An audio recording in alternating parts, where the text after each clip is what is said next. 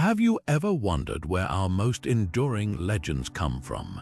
That deep-seated human fascination with mythical creatures spans across centuries and civilizations, touching something fundamental within us all. From the fire-breathing dragons of European folklore to the shape-shifting kitsune of Japanese tales, these beings have captured our imagination in ways that feel almost primal. Think about your own favorite legendary creature. What is it about that particular myth that resonates with you? Is it the mystery, the power, or perhaps the timeless questions these stories evoke about the world we inhabit and the worlds we can only imagine? Today, we're setting out on an extraordinary journey to uncover the hidden origins behind 25 of history's most captivating mythical beings. This isn't just a tour through old stories, it's a deep exploration into how archaeology, history, and folklore intertwine to create the legends we know today. We'll travel across continents and through time, from the misty highlands of Scotland where the Loch Ness Monster is said to dwell, to the sun-scorched deserts of the Middle East where jinn were born from the interplay of wind and belief. Each creature we explore carries with it a piece of human history, a reflection of our fears, our hopes, and our endless curiosity about the unknown. What makes this exploration so compelling is that these myths are more than just fiction. They are cultural artifacts shaped by real events, misunderstood fossils, and the human need to explain the unexplainable. As we move through each mysterious origin, you'll discover how a mammoth bone might have given rise to a giant, or how ancient sailors' tales of colossal squids evolved into the legend of the Kraken. This journey is about connecting dots between what was real, what was imagined, and why these stories have stood the test of time. So settle in and prepare to see these mythical creatures in a whole new light, as not just figments of imagination, but as echoes of our shared human experience. Our journey into the origins of mythical creatures begins not in the shadows, but in the brilliant, life-giving light of the sun with one of the most enduring symbols of rebirth, the phoenix. This magnificent firebird, known for its cycle of death and glorious renewal, has captivated human imagination for millennia, but its story starts in the ancient Nile Valley. Long before it became a staple of Greek mythology and later Christian symbolism, the phoenix was the sacred Bennu bird, a divine creature worshipped in the city of Heliopolis, the center of sun worship in ancient Egypt. The Bennu was deeply associated with the sun god Ra and the concept of creation itself. It was believed to have perched upon the primordial mound, the first land to emerge from the endless waters of chaos, and let out a cry that shattered the eternal silence and set the world into motion. This powerful imagery cemented the bird not just as a herald of dawn, but as a participant in the very act of bringing order to the universe. The Egyptian Bennu was intrinsically linked to the cyclical patterns of nature that the people of the Nile observed and depended upon. The annual flooding of the river, the daily journey of the sun across the sky, and the eternal promise of life after death. It was seen as the Ba, or soul, of Ra, and also became associated with Osiris, the god of the afterlife and resurrection. This connection to Osiris is crucial as it reinforces the theme of cyclical renewal that would become the phoenix's defining characteristic. The bird was often depicted as a heron, sometimes with two long head plumes, standing atop a willow tree or a pyramidion, the capstone of an obelisk which represented the rays of the sun. This wasn't merely a decorative myth, it was a fundamental part of Egyptian cosmology, representing the immutable promise that life, like the sun, always returns after the darkness. The transformation from the Egyptian Bennu to the Greek phoenix we more readily recognize began with the travels of the historian Herodotus in the 5th century BC. During his journeys through Egypt, he recorded local tales of this miraculous bird, though he admitted he was somewhat skeptical, treating it as a curious foreign belief. His description, however, is what truly shaped the Western image of the creature. He described it as resembling an eagle but with feathers partly brilliant gold and partly deep, vibrant crimson. Most importantly, he documented its legendary life cycle of 500 years, at the end of which it would travel to Heliopolis, build a nest of fragrant spices like cinnamon and myrrh, and then be consumed by fire, only for a new, young phoenix to arise from the ashes. This Greek retelling amplified the spectacle of the myth, emphasizing its beauty and its dramatic, fiery rebirth. This powerful symbolism of death and resurrection did not go unnoticed by early Christian writers and theologians. In a faith centered on the crucifixion and resurrection of Jesus Christ, the phoenix offered a potent and ready-made natural allegory. Church fathers like Clement of Rome in the 1st century explicitly used the phoenix as proof of the possibility of resurrection, arguing that if God could grant such a miracle to a bird, how much more could he do for humanity made in his image? The phoenix began to appear in bestiaries, which were illustrated volumes describing various animals, both real and mythical, each with a moral or religious lesson. In these texts, the phoenix became a pure symbol of Christ's triumph over death, its fiery death and rebirth mirroring the central tenet of Christian faith. This adoption ensured the myth's survival and propagation throughout the Middle Ages and into the modern era, seamlessly transitioning from a pagan sun symbol to a cornerstone of Christian iconography. The phoenix's journey is a perfect example of how a myth can evolve, adapting to new cultures and belief systems while retaining the core of its powerful, universal message. Leaving the smoldering ashes of the phoenix, we turn our attention to a creature forged not from fire but from gold and earth, the mighty Griffin. This majestic hybrid, with the powerful body of a lion and the keen head and wings of an eagle, stands as one of history's most persistent and widespread mythical guardians. Its legend, however, isn't a mere flight of fancy. It is a myth literally dug up from the ground, with its origins rooted in the very real landscape and treasures of the ancient world. To understand the Griffin, we must travel to the vast, windswept steppes of Central Asia, a region once inhabited by the nomadic Scythians, a culture renowned for their exquisite gold work and formidable horseback skills. It was here, in the burial mounds these warriors built for their chieftains, that archaeologists made a fascinating discovery. They unearthed countless artifacts, headdresses, sword hilts, ceremonial plaques, all intricately decorated with the same powerful creature, a fierce, beaked beast often shown locked in combat, fiercely guarding the very gold it was crafted from. This was no random artistic choice. It was a direct reflection of the environment and the immense value of what was being protected.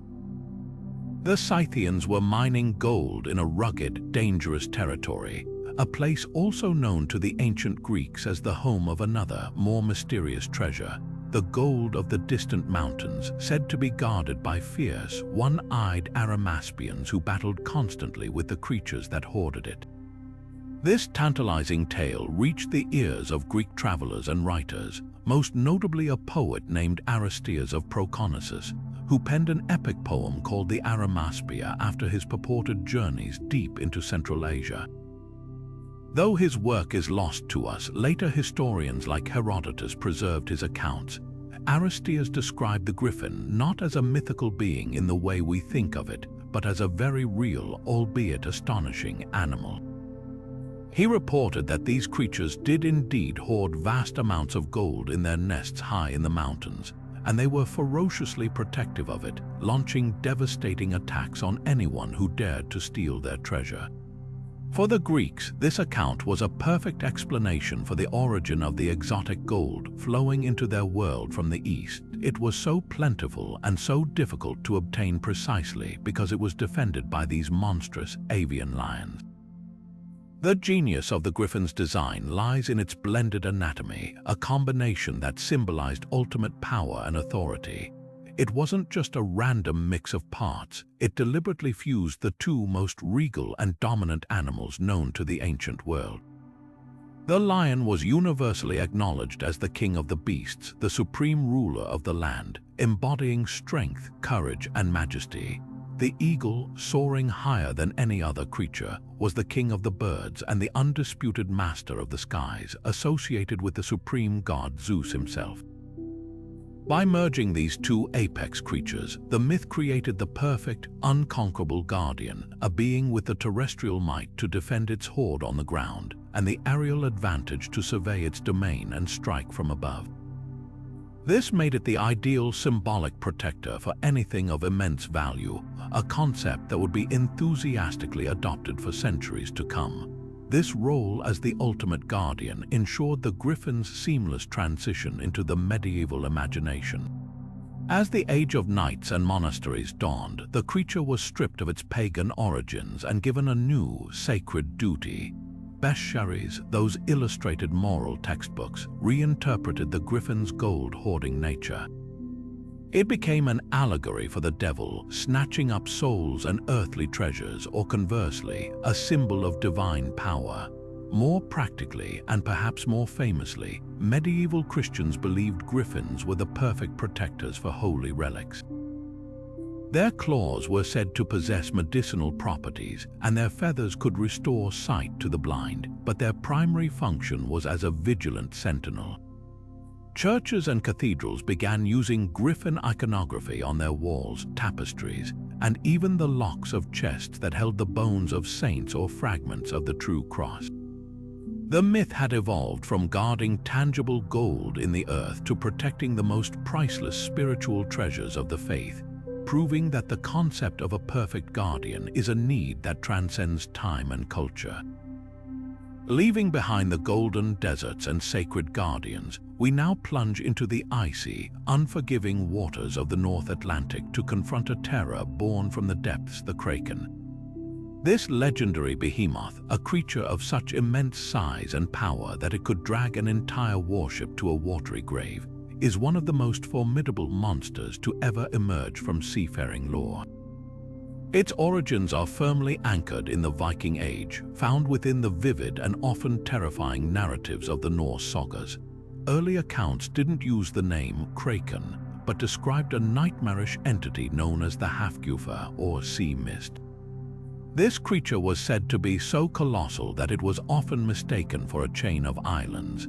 Sailors would tell tales of a monstrous beast that would lie in wait, its massive back breaking the surface of the water, luring curious fishermen to land on it.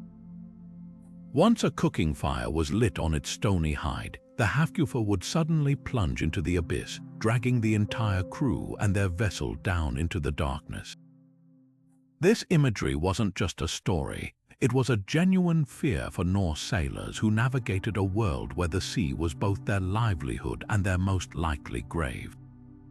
The evolution of this myth from a general sea monster into the specific, tentacled kraken we envision today is a fascinating process of categorization. The term kraken itself is believed to derive from the Norwegian word krak, which can mean an unhealthy animal or something twisted, a fitting description for a monstrous cephalopod. It was the systematic work of scholars that began to give this creature its modern form. One of the most pivotal figures in this transformation was the 18th century Danish historian and naturalist Erik Pontoppidan, the Bishop of Bergen. In his seminal work, The Natural History of Norway, Pontoppidan collected and systematized the oral traditions of Norwegian fishermen. He described the kraken not as a vague monster but as a specific, enormous animal, the size of a floating island, whose body, when it rose from the depths, could create dangerous whirlpools, and its supposed excrement could attract vast schools of fish, which fishermen would sometimes risk everything to catch. Pontoppidan's account gave the creature a sense of scientific plausibility, bridging the gap between folklore and the emerging field of natural history, and in doing so, he introduced the kraken to a wider European audience. But what could have possibly inspired such a persistent and detailed legend?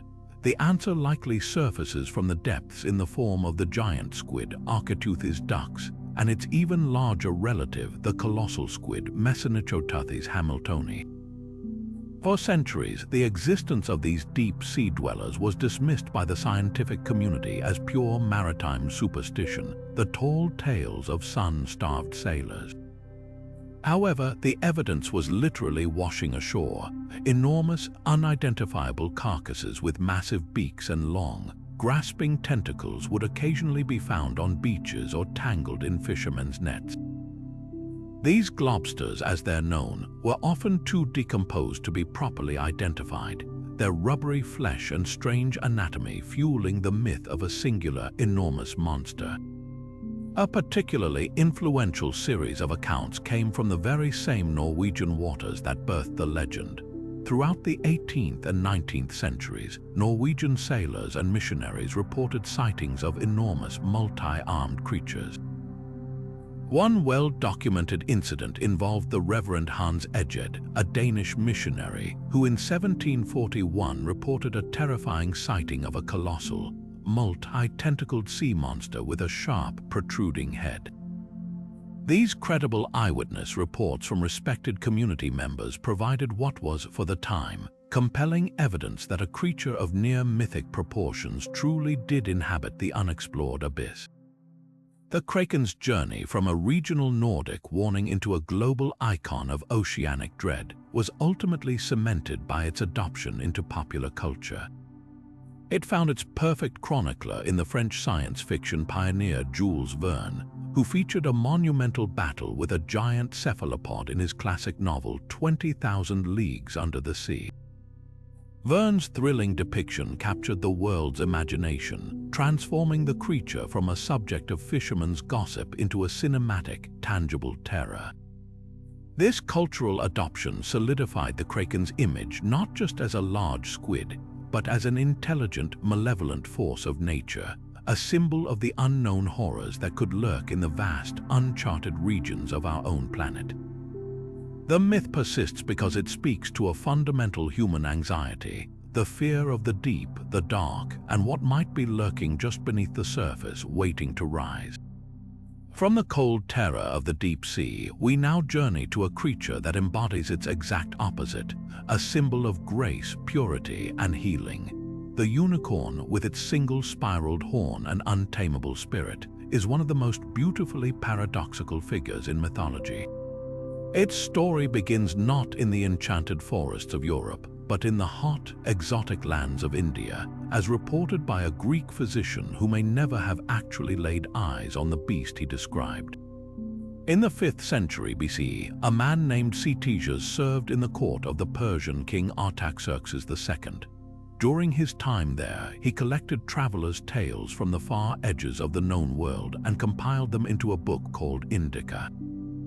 It is here we find the first written description of what would become the unicorn. Ctesias described a creature from India as a wild ass, fleet of foot and about the size of a horse, with a white body, a dark red head and piercing blue eyes. Most remarkably, he claimed it had a single horn on its forehead, approximately 1.5 feet long, banded in white, black and crimson. He wrote that those who drank from a cup made from this horn would be protected from incurable diseases and seizures, establishing the myth of the horn's medicinal power from its very inception. This account, a blend of possible misunderstanding and outright fantasy, was incredibly influential. Later classical writers, including the renowned natural philosopher Pliny the Elder, repeated and expanded upon Ctesias' description in their own encyclopedic works. Pliny referred to the animal as the monoceros, or one horn, and while his description was more fearsome, it further cemented the creature's place in the European imagination as a real, if elusive, animal from a distant land. For centuries, the existence of the unicorn was not questioned. It was simply a rare creature from the East, much like the elephant or the rhinoceros, and its horn was considered the ultimate prize, a panacea that could cure any ailment and neutralize any poison. This belief in the horn's power, or alicorn as it was known, became one of the most enduring and lucrative myths in history. The demand for these magical horns in medieval and Renaissance Europe was immense, creating a thriving and secretive trade. Royals and popes coveted them as the ultimate safeguard against assassination by poisoning, a very real and constant threat in royal courts. The most prized specimens were fashioned into elaborate drinking cups, scepters, and eating utensils. The great difficulty, of course, was that the unicorn didn't exist. The supply for this overwhelming demand was met by a clever bit of natural substitution from the far north. Norse and Danish traders began bringing long, spiraled tusks to European markets, claiming they were the horns of the mythical unicorn. These tusks, however, came from a creature almost as mysterious, the narwhal, a medium-sized Arctic whale where the male possesses a single, long, helical tusk that is actually an elongated front tooth. The geography made perfect sense to medieval minds. If unicorns were from a distant, unreachable land, what was further away and more unreachable than the frozen seas of the north? The ruse was incredibly successful for centuries, and narwhal tusks were sold for astronomical sums, often worth many times their weight in gold. The presentation of these horns to royalty became a grand tradition, and their use in poison-proofing ceremonies was a powerful piece of political theater, reinforcing the myth's hold on the culture. This association with countering poison naturally evolved into a broader symbolism of purity and divine power. The horn was seen as an instrument of God, capable of cleansing poisoned waters so that other animals could drink. This idea was masterfully adopted by the Christian Church, which found a perfect allegory in the unicorn myth. In medieval bestiaries, the story of the unicorn's capture became a direct parallel to the Annunciation and the incarnation of Christ. The tale went that the unicorn was far too swift and powerful to be caught by hunters, but it had one weakness: it could be tamed only by a pure virgin. When a young maiden sat alone in the forest, the unicorn would sense her purity, approach her, and lay its head gently in her lap, at which point the hunters could capture it.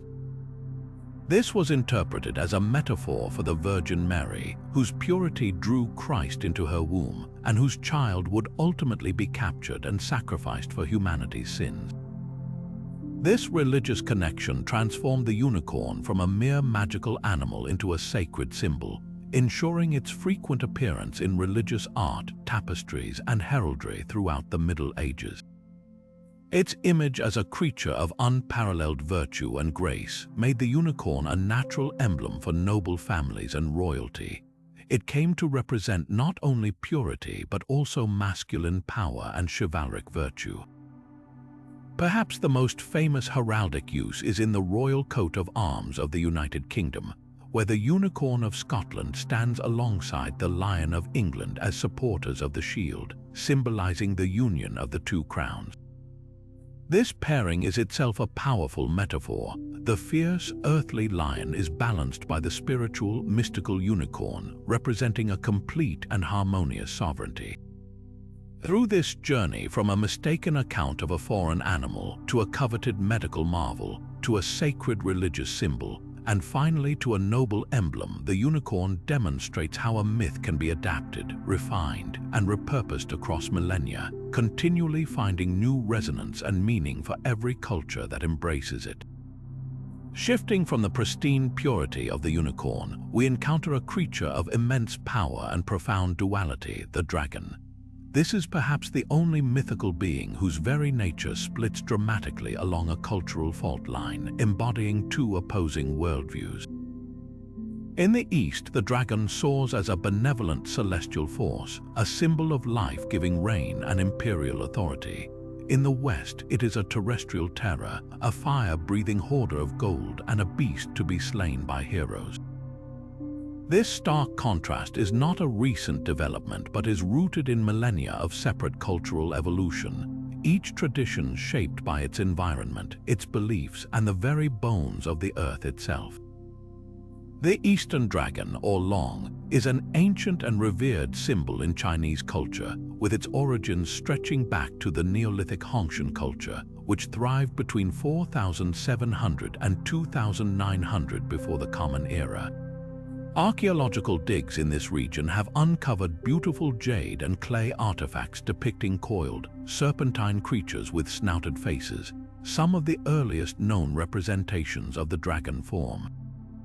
Unlike the winged beasts of the West, these early figures were likely inspired by the animals vital to these early agricultural societies: snakes, which were associated with water and the underworld, and pigs, a crucial source of food and wealth. This combination created a being intrinsically linked to the earth and water, not as a destructive force but as a creative one.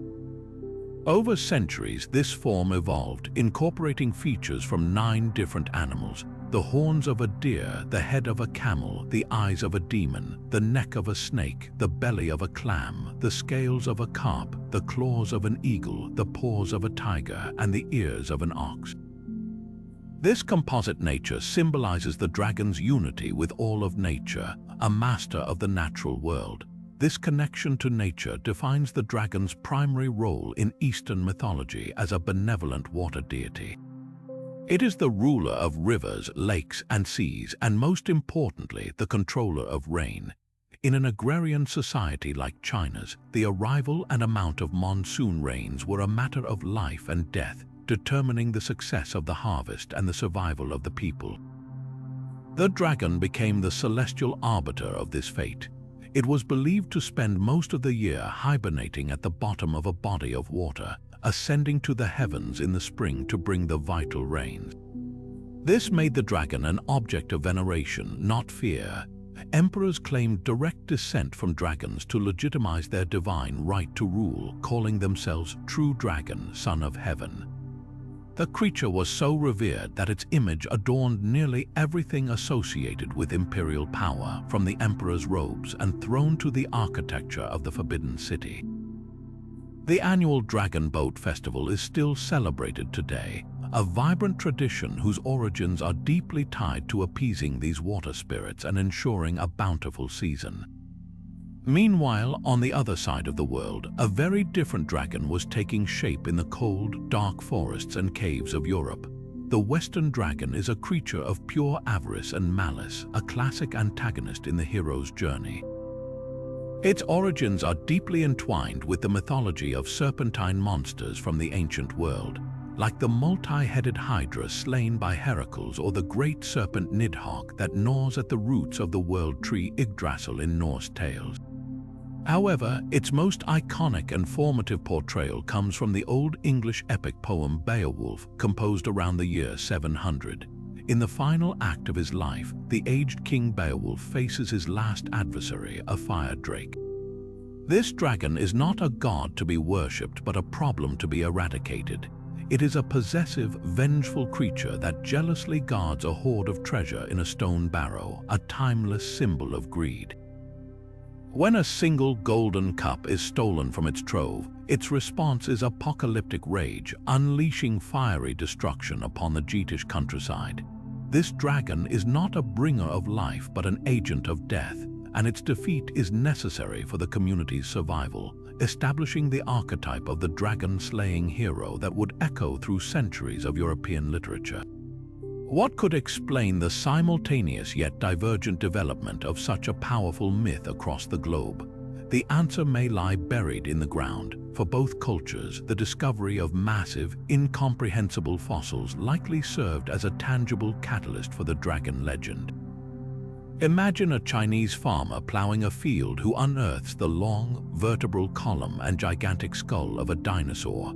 Without any concept of deep time or extinction, the most logical conclusion would be that this was the skeleton of a giant, serpentine creature that once lived in the rivers or soared through the skies, a dragon.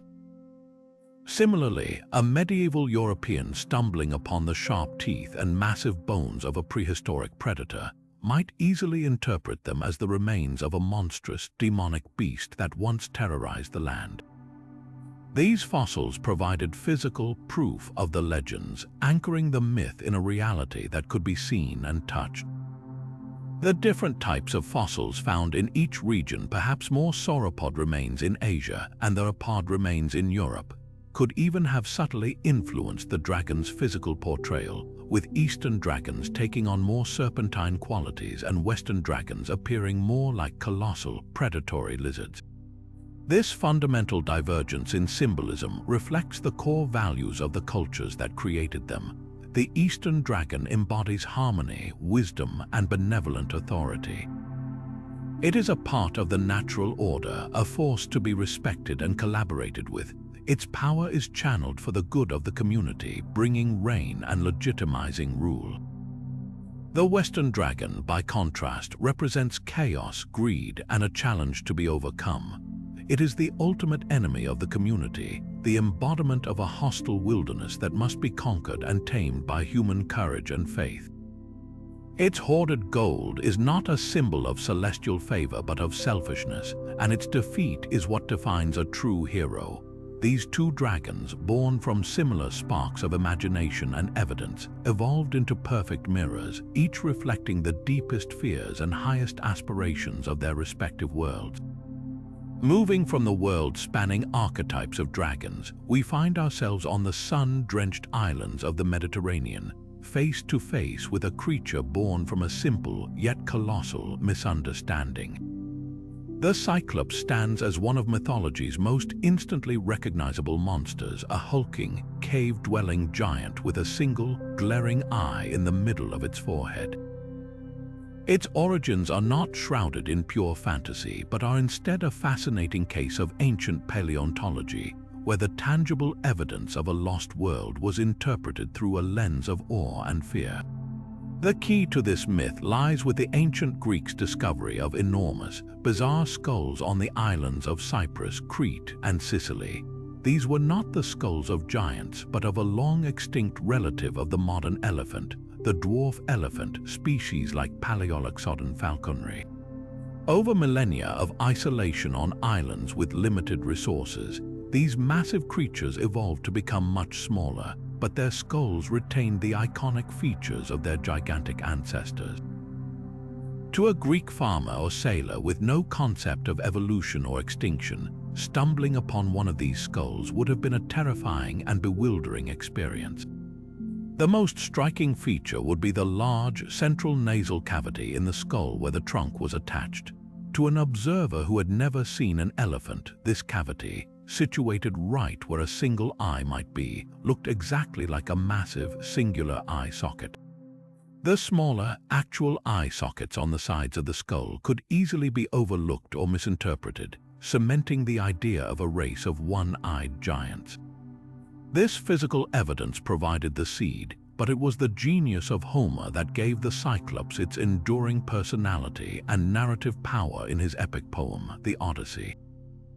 The protagonist, Odysseus, and his crew find themselves trapped in the cave of Polyphemus, a son of the sea god Poseidon. Homer's description is not just of a monster, but of a being that exists outside the bounds of Greek civilization and its sacred laws of hospitality, known as Xenia. Polyphemus is a shepherd, but he is the antithesis of a civilized man. He is a primal force of nature, consuming his guests rather than offering them food and shelter. His single eye becomes a powerful symbol of his singular, monstrous focus and his lack of perspective, both literal and metaphorical. He cannot see the world as a civilized man would. His vision is limited to his own base desires and immense strength. The famous scene where Odysseus and his men blind the giant by driving a sharpened, heated stake into his eye is a masterclass in tension and a pivotal moment of cunning triumphing over brute force.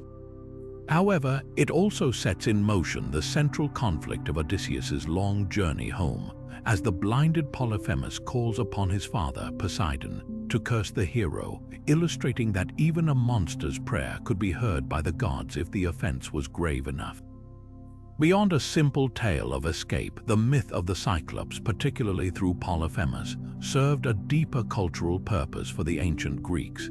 This creature became the ultimate other, a symbol of everything that Greek civilization defined itself against. The Cyclopes were described as living without agriculture, without laws, without assemblies, and without any regard for the gods. They represented a chaotic, pre-civilized state of existence that the Greeks feared and sought to distance themselves from. In confronting Polyphemus, Odysseus is not just fighting for his life, he is defending the very principles of order, intelligence, and piety that were the bedrock of his culture. His victory is a testament to metis, or cunning intelligence, which was highly valued in Greek thought as the quality that allowed humanity to navigate a dangerous world and impose order upon chaos. Yet, the myth also carries a severe warning about the dangers of arrogance or hubris. While Odysseus's trick is brilliant, his fatal mistake is boasting aloud his true name to the blinded Polyphemus as he sails away, allowing the giant to exact his divine revenge. This act of pride undoes much of his clever work, demonstrating that even the greatest hero is not above the god's laws and that overcoming a monster does not make one a god. The Cyclops, therefore, is a complex symbol, both a terrifying primal fear to be conquered and a divine instrument for punishing human arrogance. Transitioning from the singular menace of the Cyclops, we venture into the realm of amalgamated terror with what is perhaps the original hybrid monster, the Chimera. This nightmarish creature, a grotesque fusion of lion, goat, and serpent, is more than just a simple beast. It is a walking catastrophe, a symbol of the overwhelming and combined threats that ancient civilizations faced. Its story begins not on the pages of a myth, but carved into the stone of a tomb in ancient Lycia, a region in what is now modern-day Turkey. The rock-cut tombs of ancient Lycian cities like Myra feature stunningly detailed carvings and frescoes that depict a very specific creature, a powerful lion's body with a goat's head rising from its back and a serpent-headed tail. These aren't whimsical artistic creations, they are religious and cultural artifacts, believed to be guardian figures or representations of chthonic powers, deities associated with the earth and the underworld.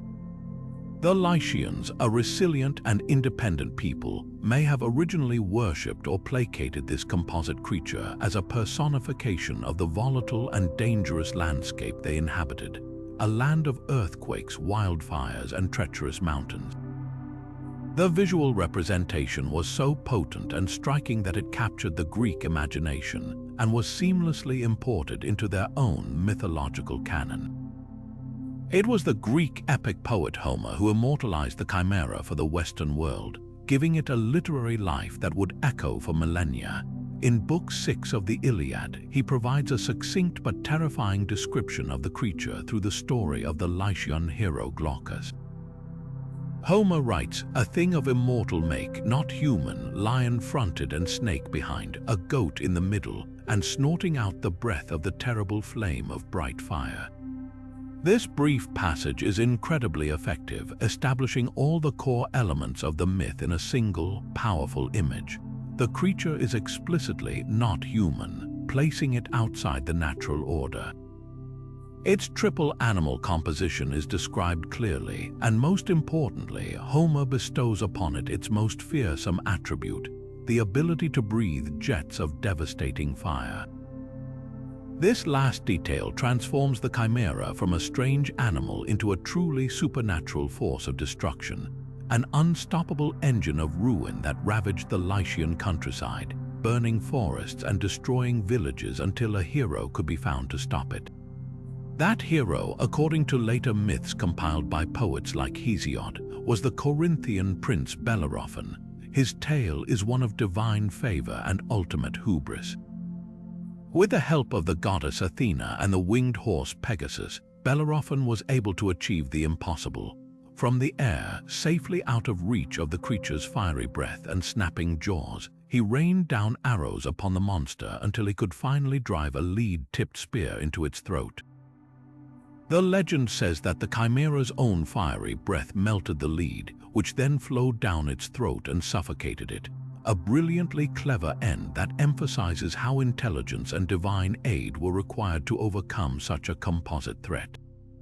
The victory made Bellerophon famous, but like many Greek heroes, his success led to arrogance. Believing he deserved to dwell among the gods on Mount Olympus for his feat, he attempted to fly Pegasus to the summit. Zeus, angered by this presumption, sent a gadfly to sting the winged horse, causing it to buck and throw Bellerophon back to earth.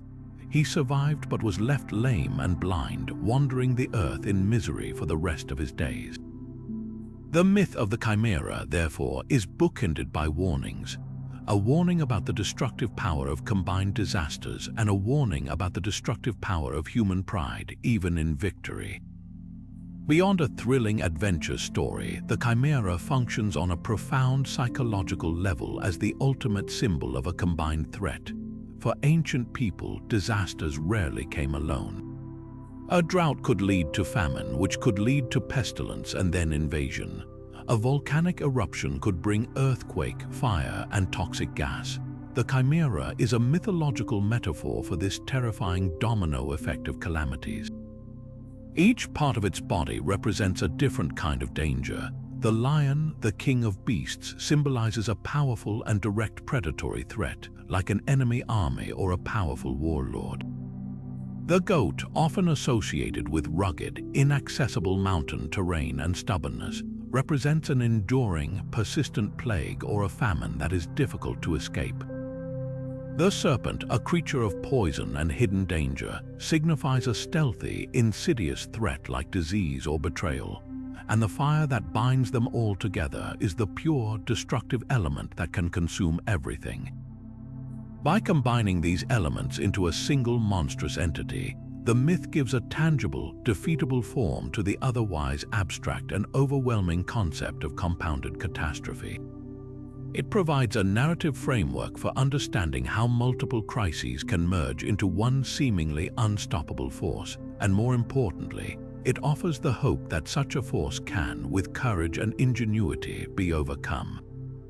This concept of a composite monster was not unique to Greece but appears in myriad forms across global mythology, speaking to a universal human need to conceptualize complex dangers.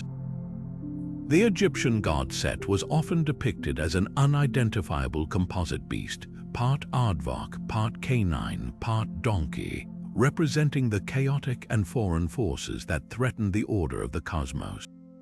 In Persia, the winged monster Zahak grew 2 serpents from his shoulders after being kissed by the devil, serpents that had to be fed human brains daily, a grotesque personification of a tyrannical regime sustained by constant human sacrifice.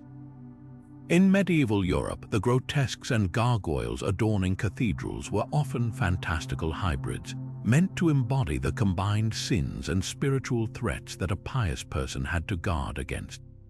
The Chimera stands at the head of this tradition, a pristine archetype that taught ancient listeners a complex lesson about their world. It acknowledged that threats could be multifaceted and overwhelming, that disaster could come from many directions at once. But it also promised that these threats could be named, faced, and conquered, and that even in a world filled with fire-breathing monsters, there was always a place for heroes. Leaving behind the fiery chaos of the Chimera, we now turn to a creature of immense stone and even greater intellect, the Sphinx. This iconic figure, with the body of a lion and the head of a human, represents a profound fusion of physical strength and cerebral power, but its meaning transformed dramatically as it journeyed from the sands of Egypt to the mountains of Greece. Our story begins not with a myth, but with an awe-inspiring monument, the Great Sphinx of Giza. Carved directly from the limestone bedrock of the Giza Plateau around 2500 before the Common Era, this colossal statue is believed to bear the face of the pharaoh Khafre, its immense lion's body symbolizing his royal power and divine authority. Unlike the later Greek monster, the Egyptian Sphinx was primarily a guardian and a benevolent one at that. It was an embodiment of the pharaoh as a protector of his people, a divine ruler who combined human intelligence with the formidable strength of the king of beasts. Most importantly, the Egyptian Sphinx was a solar deity closely associated with the sun god Ra and often referred to as Hor-Emakhit or Horus in the horizon. Positioned to face directly east, the Great Sphinx aligns with the rising sun during the equinoxes, serving as a permanent stone sentinel for the solar cycle of death and rebirth. It was not a creature to be feared, but one to be revered, a majestic symbol of stability, royal duty, and cosmic order. Centuries later, this majestic guardian underwent a profound and dark transformation as the concept of the Sphinx traveled across the Mediterranean to ancient Greece. The Greeks were fascinated by Egyptian art and mythology, and they adopted the visual motif of the hybrid creature. However, they reinterpreted its purpose through the lens of their own worldview and stories, creating one of mythology's most terrifying and memorable antagonists. In Greek lore, the Sphinx was no longer a peaceful solar guardian. She became a deadly daughter of monsters, sent by the wrath of the gods to punish the city of Thebes for a past transgression. Perched on a mountain outside the city gates, this winged creature with a woman's head and a lion's body presented a lethal challenge to all who wished to enter or leave Thebes. She posed a riddle, and failure to answer correctly meant being devoured on the spot, a fate that befell many Thebans and plunged the city into a state of siege and despair. The riddle itself is one of the most famous in all of literature. What walks on 4 legs in the morning, 2 legs at noon, and 3 legs in the evening? The answer, of course, is a human being who crawls on all 4s as a baby, walks upright in adulthood, and uses a cane in old age. This riddle is far more than a simple puzzle. It is a profound meditation on the nature of humanity itself, on our mortality, and the inevitable passage of time that defines our existence. The Sphinx's question forces the traveler to confront their own life cycle, making the riddle's solution a moment of self-awareness. The creature's victims were not just killed, they were defeated by their own failure to understand the fundamental truth of their own humanity. The hero who finally solved the riddle was Oedipus, a tragic figure whose own intelligence would later become his curse. His victory over the Sphinx was the crowning achievement that led the grateful Thebans to make him their king, setting in motion the terrible events of his famous tragedy. Upon hearing the correct answer, the Sphinx, defeated and humiliated, threw herself from her rocky perch to her death. In this Greek version, the Sphinx represents a very different kind of power than its Egyptian predecessor. It is the embodiment of a cruel and arbitrary fate, an inscrutable divine punishment that can only be overcome by human reason and logic. Oedipus's triumph is the ultimate celebration of human intellect conquering a monstrous, irrational force. This stark contrast between the Egyptian and Greek sphinxes reveals how a single mythological image can be adapted to serve vastly different cultural purposes. For the Egyptians, the combination of human head and lion body was a positive synthesis representing the ideal ruler, powerful yet wise, fierce yet benevolent. It was a symbol of harmony and protection. For the Greeks, the same combination created a being of terrifying contradiction, a monster that used the highest form of human expression, the riddle, as a weapon for its animalistic hunger. It represented the terrifying potential of intelligence when it is divorced from morality and wielded as a tool of destruction. The Sphinx, in all its forms, remains a powerful symbol of the eternal dialogue between our animal nature and our human reason. A stone-cold reminder that true power lies not in strength or cunning alone, but in the wise and balanced union of both. Leaving behind the riddles of the Sphinx, we descend into a different kind of maze, one crafted not from stone but from myth and memory, to confront a being born from both human arrogance and primal fear, the Minotaur. This monstrous hybrid, with the powerful body of a man and the fearsome head of a bull, is forever imprisoned within the legendary labyrinth, a story that feels like pure fantasy. Yet its origins are deeply rooted in the very real and awe-inspiring ruins of the Minoan civilization on the island of Crete. The first key to unlocking this myth lies in the breathtaking art discovered by archaeologists like Sir Arthur Evans at the vast palace complex of Knossos. Here, they uncovered vibrant frescoes depicting an astonishing and incredibly dangerous ritual, bull leaping. In these images, we see young, athletic individuals, both male and female, performing acrobatic feats over the back of a charging bull, grabbing its horns and somersaulting to the ground. This was not a sport for the faint of heart. It was a sacred ceremony, a dance with death that demonstrated human courage and skill in the face of immense natural power.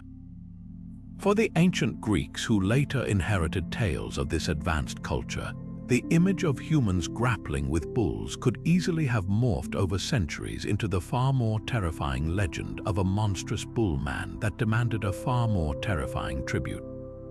The very palace of Knossos itself provided the second piece of the puzzle, the labyrinth. The term itself may not have originally meant a maze. It likely derives from the word labers, which refers to a double-headed axe, a potent religious symbol found carved into the walls and pillars throughout the Minoan palace. The House of the Double Axe would have been a labyrinthine structure in its own right, a sprawling, multi-storied complex with hundreds of interconnected rooms, twisting corridors, and light wells that would have been utterly bewildering to outsiders. For later Greeks like the Mycenaeans, who conquered the Minoans and then saw the vast, ruined palace slowly crumbling into the earth, it required little imagination to envision this confusing, monumental structure as an impenetrable maze designed to hide a monstrous secret. The ruins of Knossos were not just old buildings, they were the physical remains of a lost world, a place so grand and so strange that it could only be explained through epic myth. This brings us to the most chilling and historically plausible aspect of the myth, the tribute. The story goes that after the Athenians were defeated by King Minos of Crete, they were forced to send 7 young men and 7 young women every 9 years as a sacrifice to the Minotaur. While there is no evidence of literal human sacrifice to a bull monster, this gruesome detail almost certainly reflects a historical reality of Athenian subjugation. Crete, with its powerful navy and advanced civilization, likely dominated the early Aegean world, demanding tribute from weaker mainland cities like Athens. This tribute could have taken the form of slaves or individuals sent to serve in the Minoan court, or perhaps even in their religious rituals. The bull-leaping ceremony itself was undoubtedly deadly, and participants may have been drawn from subjugated peoples. Over generations, the memory of sending their youth to a foreign power from which they never returned could have easily fossilized into the horrifying story of them being sent into a maze to be devoured by a monster. The myth becomes a powerful metaphor for the visceral fear and resentment felt by a subject people toward their domineering masters across the sea. On a deeper, symbolic level, the Minotaur represents a profound anxiety within Greek thought about the boundary between the natural world and the unnatural, and the terrible consequences of transgressing it. The creature itself is the unnatural offspring of Queen Pasiphae and a magnificent white bull, a union caused by the wrath of the god Poseidon. This was not a random act of bestiality, but a divine punishment inflicted upon King Minos for his greed and arrogance. The Minotaur is therefore a terror, a monstrous sign or portent of divine displeasure, a living embodiment of a moral disorder that required a heroic solution. It symbolizes the raw, untamed power of nature, represented by the bull, violently and unnewly fused with human form, creating a being that is ruled entirely by its base predatory instincts, with no capacity for reason or civilization. It is the ultimate other, a thing that must be confined and ultimately destroyed to restore order. The hero who volunteers to enter the labyrinth is Theseus, the Prince of Athens, and his victory over the Minotaur is one of the foundational myths of Athenian identity. His success, aided by King Minos' daughter Ariadne and her clever trick of a ball of thread, represents the triumph of Athenian courage and intelligence over the chaotic, monstrous demands of a foreign power. It is a story that says, "We are no longer your tributes," but the myth does not end with simple triumph. Theseus's subsequent abandonment of Ariadne on the island of Naxos introduces a note of moral ambiguity and tragedy, a reminder that even righteous victories can have complex and painful costs. The Minotaur is more than a monster in a maze. It is a complex symbol of political oppression, the dangers of hubris, and the eternal human struggle to conquer the beast within and without. Emerging from the ancient labyrinths of the Mediterranean, we now trek into the vast, unexplored wildernesses of the modern world, where two legendary giants dominate the landscape of mystery, the Yeti of the Himalayas and Bigfoot of North America. These towering bipedal hominids represent a fascinating global phenomenon, a collective yearning for something primordial still lurking just beyond the edge of our maps. While they are often grouped together, their stories spring from entirely different cultural soil and reflect the unique fears and fascinations of the peoples who created them. The Yeti, or Migoi as it's known to the Sherpa people, is deeply woven into the spiritual fabric of Himalayan Buddhism. This creature is not merely an animal, it is a supernatural being that exists between worlds, a guardian of the mountains that is both respected and feared. Sherpa folklore describes it as immensely strong, with hair that ranges from reddish-brown to dark black, and feet so large they are turned backward to confuse hunters. But its most intriguing attribute is its purported ability to become invisible at will, a power that speaks less to biology and more to its role as a spiritual entity. For the people living in the shadow of the world's highest peaks, the Yeti embodies the sacred and dangerous power of the mountains themselves, a reminder that these are not just landscapes to be conquered, but realms of profound mystery that command respect. The Western world's fascination with the Yeti exploded in the late 19th and early 20th centuries, fueled by the golden age of Himalayan mountaineering. As British explorers pushed closer to the summit of Everest, they returned with incredible tales from their Sherpa guide, stories of massive, mysterious footprints found in the high snows at altitudes where no known animal could survive. These reports were often met with a mix of skepticism and excitement by a public enthralled with the idea of unexplored corners of the earth. The legend reached a fever pitch in 1921 when Colonel Charles Howard Berry, leading a British Everest expedition, reported seeing dark, massive figures moving through the snow high on the mountain slopes. His Sherpa guides immediately identified them as Meto Kangmi, which was infamously mistranslated by a newspaper reporter as the Abominable Snowman, a name that stuck and forever shaped the creature's popular image. This fascination wasn't just about sighting a strange animal. It was a projection of the ultimate exploration fantasy, the idea that in the most remote and inhospitable place on Earth, something truly unknown was still waiting to be discovered. This quest for proof led to one of the most compelling and bizarre pieces of alleged evidence, the Pangboch Hand. For generations, a monastic monastery in the village of Pangboch housed a relic believed to be the hand of a Yeti, preserved and venerated by the monks. In the 1950s, Western adventurers and explorers managed to examine it and were astonished. It was a large, desiccated hand with long, curled fingers and tough, leathery skin, unlike any known primate. A wealthy American adventurer named Tom Slick even funded a covert operation where a few fingers and a thumb were allegedly smuggled out by one of his team members and replaced with human bones to avoid detection.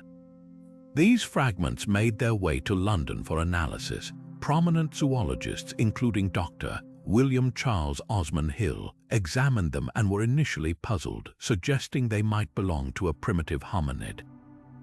Decades later, more rigorous scientific testing, including DNA analysis, revealed the truth. The Pangboch hand was a human artifact, crafted from human skin and bone, likely from a Buddhist monk, and shaped into its unusual form as a sacred object. While science had provided an answer, the story remains a powerful testament to the lengths we will go to validate our legends and the complex interplay between sacred reverence and scientific curiosity. Across the Pacific, a different kind of giant was taking shape in the dense old-growth forests of North America. While indigenous tribes across the continent have long held traditions of large, hairy, wild men such as the Sasquatch of the Pacific Northwest tribes, the modern Bigfoot legend is a distinctly 20th century creation, a product of post-war America's changing relationship with its own wilderness. The term Bigfoot itself was coined by a California newspaper in 1958 after massive, human-like footprints were discovered around a road construction site in Bluff Creek, Humboldt County. This was not an ancient spiritual entity, but a physical, if elusive, animal. The North American wilderness was being rapidly logged and developed, and the idea of Bigfoot captured a growing public anxiety about what might be lost forever in those diminishing wild spaces. This creature became a symbol of nature's last great secret, a holdover from a prehistoric time refusing to yield to the bulldozer. No piece of evidence has been more central to the Bigfoot phenomenon than the short film shot by Roger Patterson and Robert Gimlin on October 20, 1967. While riding horses along Bluff Creek, they claimed to have encountered a large, female bipedal creature. Patterson managed to jump off his horse and shoot 24 seconds of shaky, silent film before it turned and walked calmly back into the forest. The Patterson-Gimlin film, as it came to be known, is arguably the most analyzed piece of paranormal footage in history. It shows a large, muscular, ape-like creature with pronounced breasts and a fluid, powerful gait that biomechanics experts and special effects designers have debated for decades. Proponents argue that the muscle movements, called musculature ripple, and the creature's unique stride are impossible to replicate with the costume technology of the 1960s. Skeptics maintain it was an elaborate hoax, a man in a cleverly designed suit, a theory given fuel by the mysterious nature of the film's origins and the backgrounds of its creators. Despite numerous attempts to debunk it, the film has never been conclusively proven to be a fake, and it endures as the foundational piece of Bigfoot lore, a tantalizing maybe that continues to fuel expeditions and discussions. At their core, the enduring appeal of both the Yeti and Bigfoot taps into a deep-seated human desire, the hope that we have not yet completely catalogued our world. They represent the possibility that a large, intelligent primate, a relic from our own evolutionary past, could still survive in the planet's last great wildernesses. This idea is not entirely far-fetched. After all, science has made monumental discoveries in recent history, like the megamyth shark in 1976 or the Sayola, a forest-dwelling bovine in Vietnam in 1992. The Yeti and Bigfoot are the ultimate symbols of this potential for discovery, blank spaces on the map that we desperately want to fill with something magnificent. They also serve as powerful environmental icons. The health of their hypothesized habitats, the high Himalayas and the old-growth forests of the Pacific Northwest, is a barometer for the wildness we have left.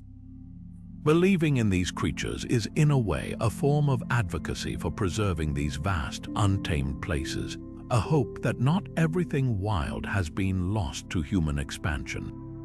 They are the myths of the ecological age, reminding us that wonder is not just a thing of the past, but something that might still be waiting, silent and watching just beyond the next ridge.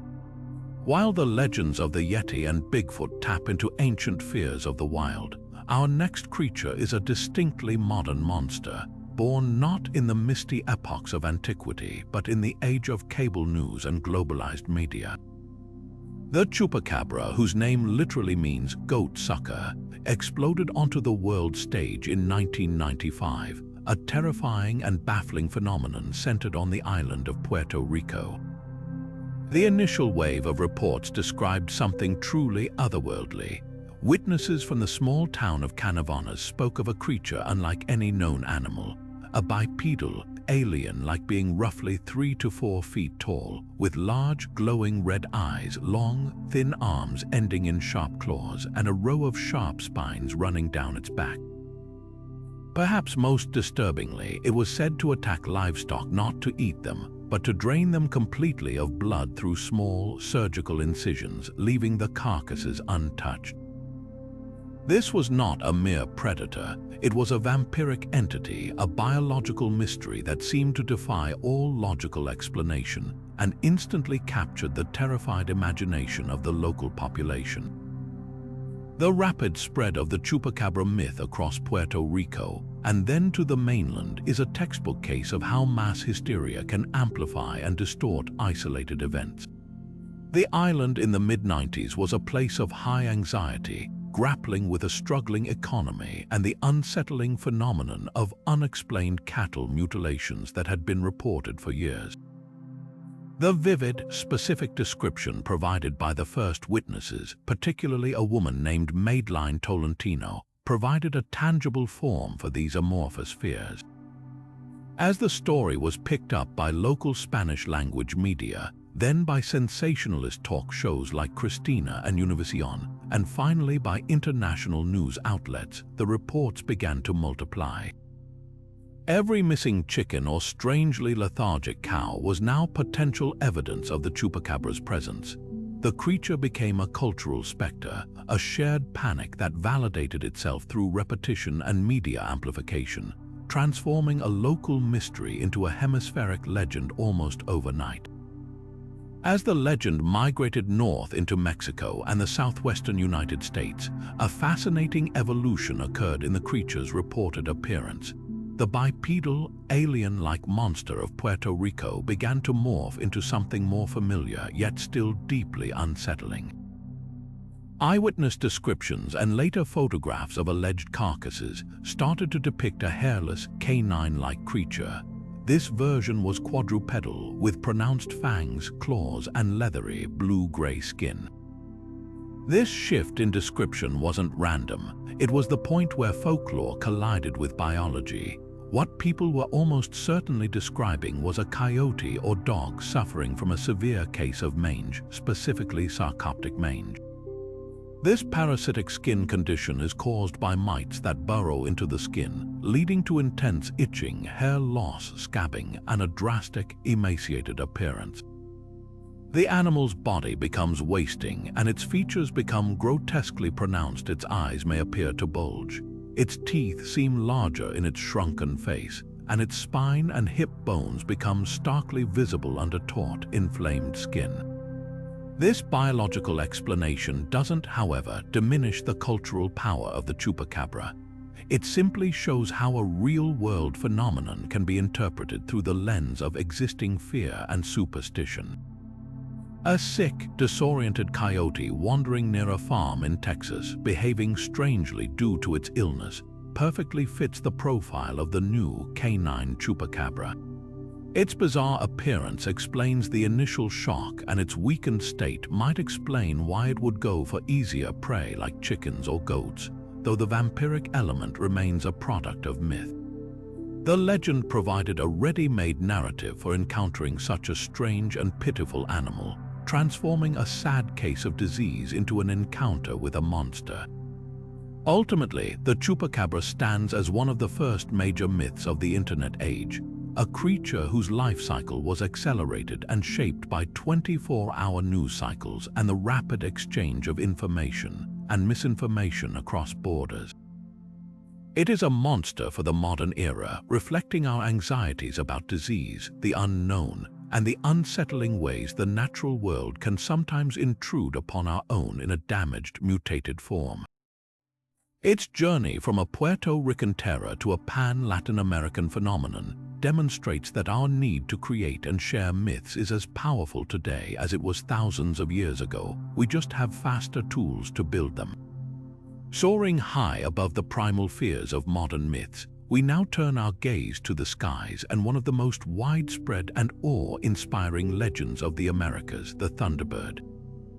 This colossal avian spirit is far more than a simple monster. It is a fundamental force of nature, a divine messenger, and a cornerstone of belief for numerous Native American tribes across the continent. Its portrayal varies from tribe to tribe, but a powerful common thread unites them all. This is a being of unimaginable size and strength, whose very wingspeed is said to summon the winds and whose eyes flash with lightning. For the Lakota people, it is Wakinyan, a sacred being of the West associated with truth and cleanliness, whose anger brings destructive storms but whose favor brings life-giving rain. To the tribes of the Pacific Northwest, like the Kwakwaka'wakwa, it is a mythical ancestor, its image dominating totem poles as a symbol of clan lineage and prestige. In the legends of the Algonquian peoples, the Thunderbird is in a perpetual cosmic struggle with the great horned serpent of the underworld, a battle between the celestial forces of the sky and the chaotic powers of the deep water. These stories were not merely entertaining folklore, they were a sophisticated philosophical framework for understanding the powerful and often unpredictable weather patterns that shaped daily life, transforming terrifying natural events into a narrative of divine conflict and balance. The question of what could have inspired such a persistent and specific legend leads us directly to the fossil record. For centuries, native peoples encountered staggering evidence of a prehistoric world right beneath their feet. Across the continent, they would have unearthed the massive, petrified bones of creatures unlike any they had ever seen. Most compelling are the remains of the teratorns, a genus of gigantic predatory birds that soared over North and South America until as recently as 10,000 years ago. The largest species, Argentavis magnificens, boasted a wingspan estimated at a breathtaking 20 to 25 feet, nearly double that of the largest modern albatross. To a people who held eagles and hawks in high esteem, discovering the fossilized skeleton of a bird of such monumental scale would have been a profound and world-altering experience. These were not the bones of a mundane animal, they were the physical proof of a time when giants ruled the sky. It requires little imagination to see how these tangible remains, discovered in riverbeds and eroding from cliffs, would naturally feed into oral traditions, providing a biological anchor for the myth of a bird so large its wings could create a thunderclap.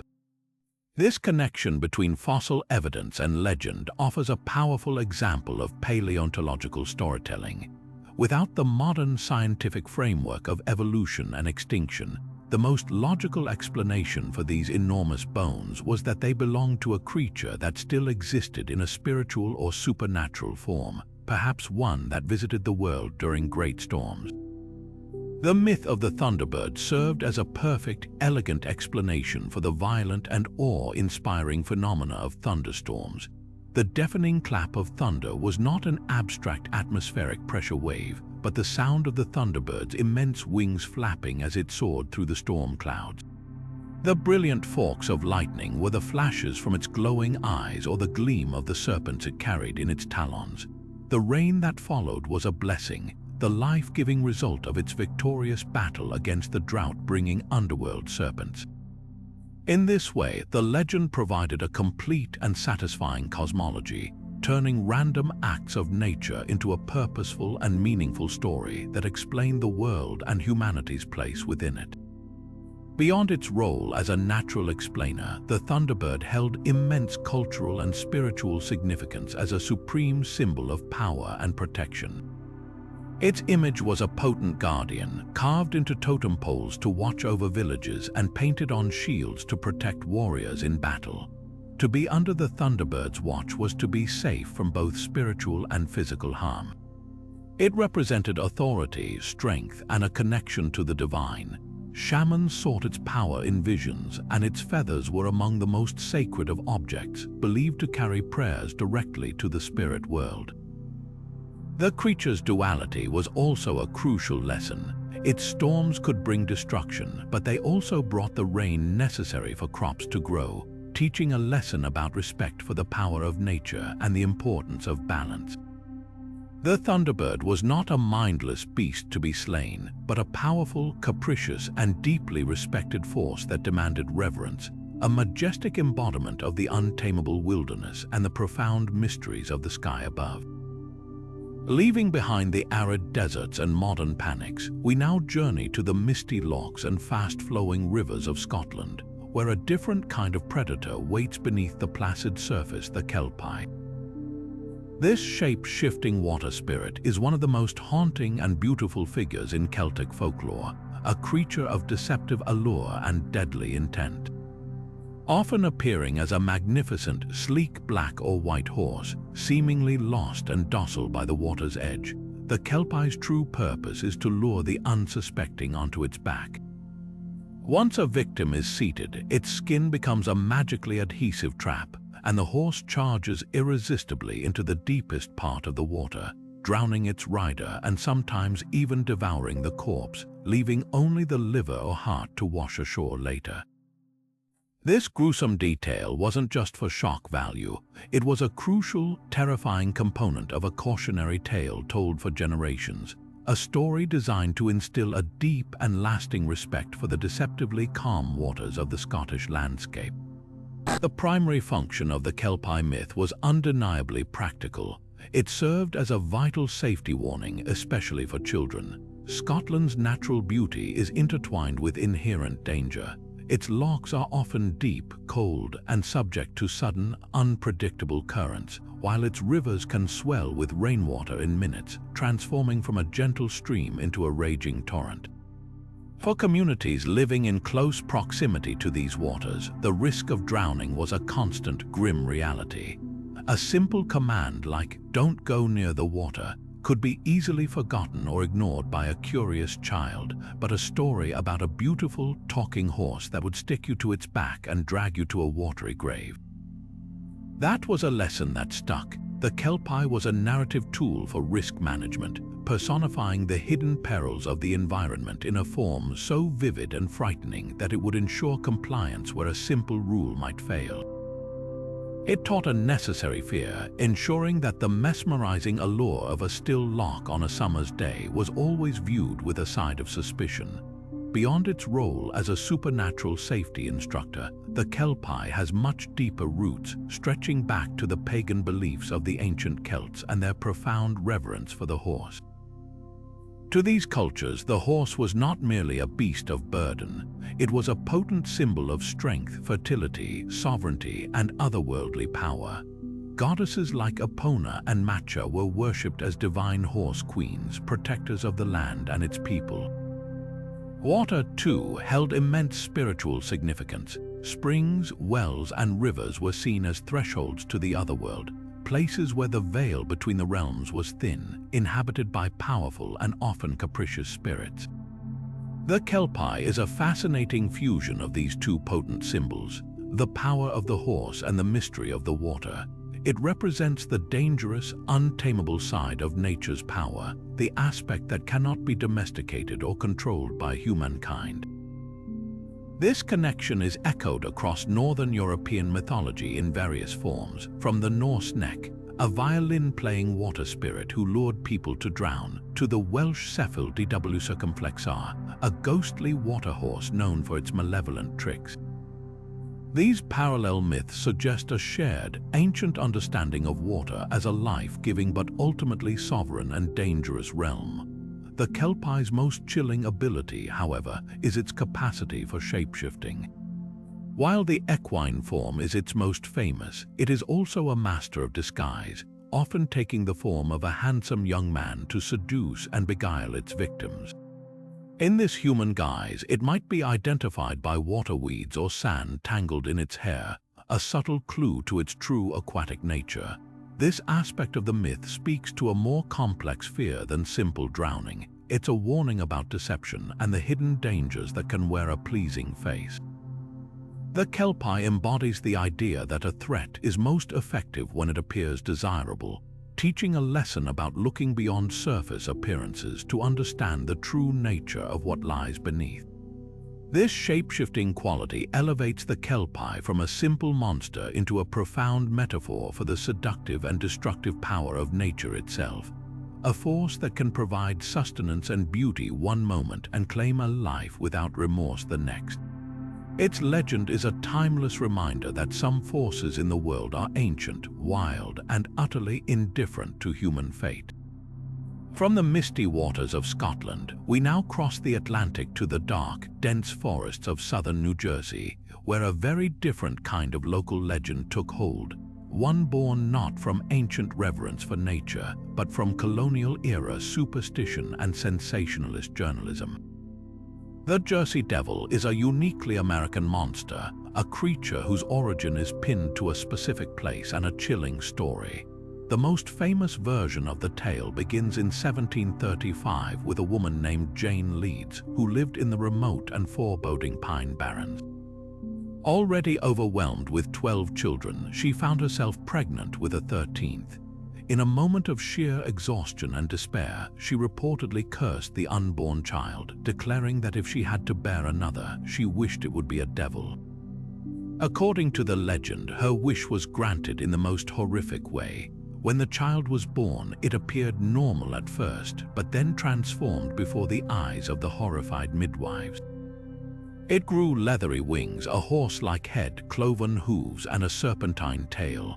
Letting out a blood-curdling scream, it flew up the chimney and vanished into the surrounding pines, forever destined to haunt the barren wilderness. For well over a century, the Leeds Devil, as it was originally known, remained a regional folktale, a spooky story told by Pineys, the locals of the Barrens, to explain strange noises in the night or to keep children from wandering too far into the woods. The remote and inhospitable nature of the Pine Barrens itself played a crucial role in nurturing the legend. This vast tract of acidic, sandy soil stunted tree growth and made large-scale agriculture impossible, creating an isolated and economically depressed region that felt separate from the rest of the state.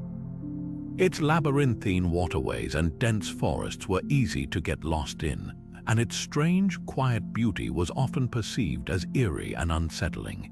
In this environment, a story about a monstrous, flying devil felt less like a fantasy and more like a plausible explanation for the area's inherent strangeness and the misfortunes that befell those who lived there. The creature was a convenient scapegoat for lost livestock, damaged property, and any other unexplained hardship. The legend might have stayed a local curiosity if not for a perfect storm of sensationalism that erupted in the first week of January 1905. During that week, newspapers across South Jersey and Philadelphia were filled with a frenzy of reported sightings.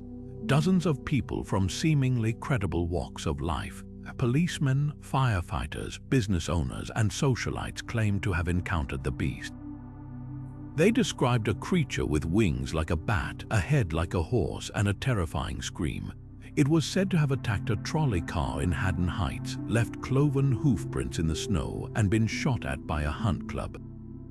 This media explosion was almost certainly a coordinated hoax, a circulation war fought with monster stories. Newspaper publishers, particularly those at the Philadelphia Bulletin and the Philadelphia Inquirer, knew that a good monster scare sold papers, and they enthusiastically printed every wild account without verification, whipping the public into a state of mass hysteria. Schools closed, factories shut down for a day, and people were afraid to leave their homes after dark. This week-long panic transformed the Jersey Devil from an obscure rural myth into a national phenomenon, cementing its place in the American paranormal lexicon. Beyond the newspaper hoaxes, the enduring power of the Jersey Devil tale can be understood as a form of social and economic expression. The people of the Pine Barrens were often poor, isolated, and viewed with suspicion by the more affluent populations in cities like Philadelphia and Trenton. The legend served as a kind of cultural revenge, a way for a marginalized community to project its own fears and frustrations onto a monstrous symbol that ultimately put their region on the map. The devil was their monster, born from their struggle. Furthermore, some historians have pointed to the origins of the Leeds family itself as a potential source for the legend. Daniel Leeds was a 17th-century English Quaker who published controversial almanacs that delved into astrology and the occult, earning him the ire of his community and the nickname Leeds the Devil from his more pious critics. His son, Titan Leeds, later became famous as the fictional rival almanac publisher whom Benjamin Franklin pretended to predict the death of as a promotional stunt. This family's real-world association with the occult and public controversy likely provided a historical foundation upon which the later folktale of a literal devil child was built. blending real family history with superstition to create a potent and lasting myth. Leaving behind the regional terrors of the Jersey Devil, we now confront a creature whose very essence is absolute, annihilating evil, the basilisk. This king of serpents represents a unique form of horror, one that kills not with tooth or claw, but with a mere glance, corrupting everything it touches. Its journey begins not in the dark forests of the medieval imagination, but in the sun-baked deserts of North Africa, as recorded by the keen observers of the ancient world. The Greek historian and naturalist Pliny the Elder provides our first detailed account in his monumental work, Natural History. He describes the basilisk, or little king, as a small snake, no more than 12 fingers in length, but so incredibly venomous that its very breath wilts plants and shatters rocks. Its most fearsome weapon, however, was its gaze. To look directly into its eyes meant instant death. Pliny likely based his description on exaggerated travelers' tales of the Egyptian cobra or the horned viper, whose dramatic hood and potent venom could easily inspire stories of a supernatural reptile.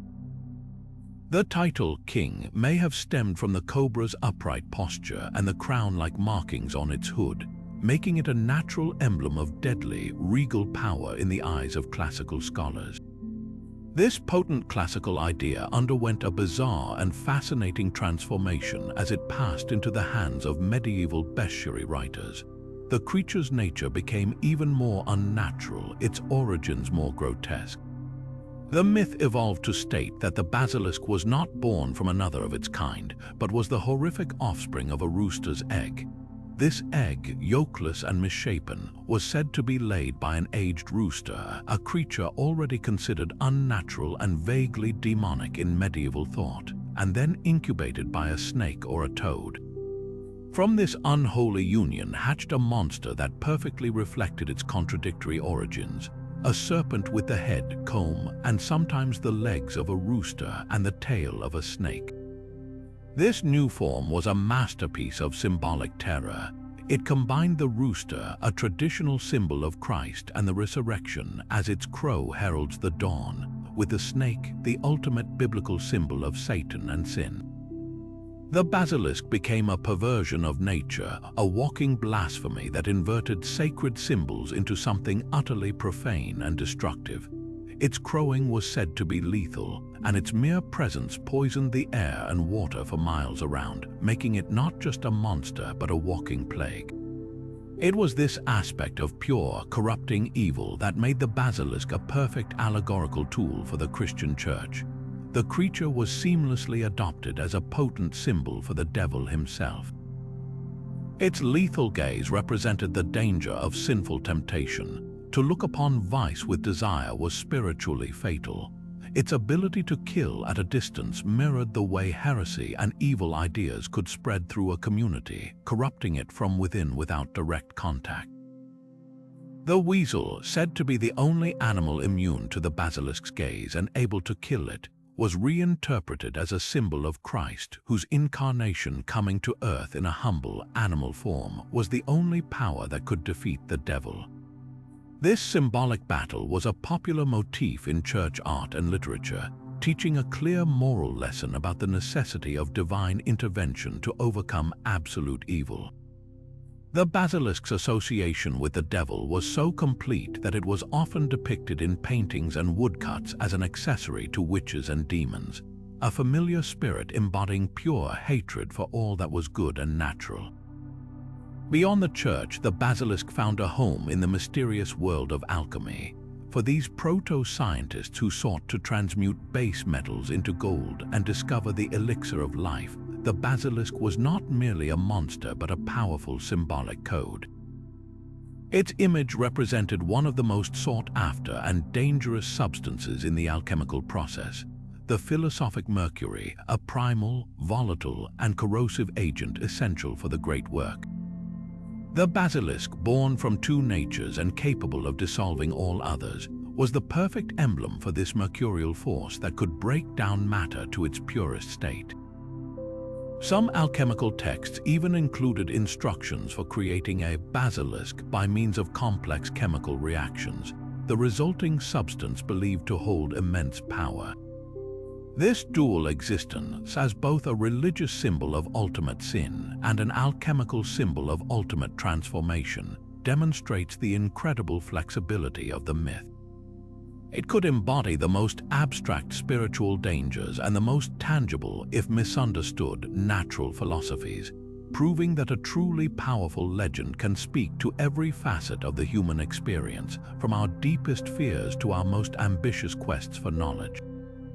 Crossing from the Western world's symbols of pure evil, we journey to the rivers and ponds of Japan, where a much more complex and curiously polite monster resides, the kappa. This water spirit presents a fascinating duality, equally capable of playful mischief and terrifying violence, and its unique legend served as one of the most ingenious and effective public safety campaigns long before the concept even existed. At first glance, the kappa is a bizarre and almost comical figure. It's typically described as roughly the size of a child, with greenish, scaly skin, a turtle-like shell on its back, and webbed hands and feet.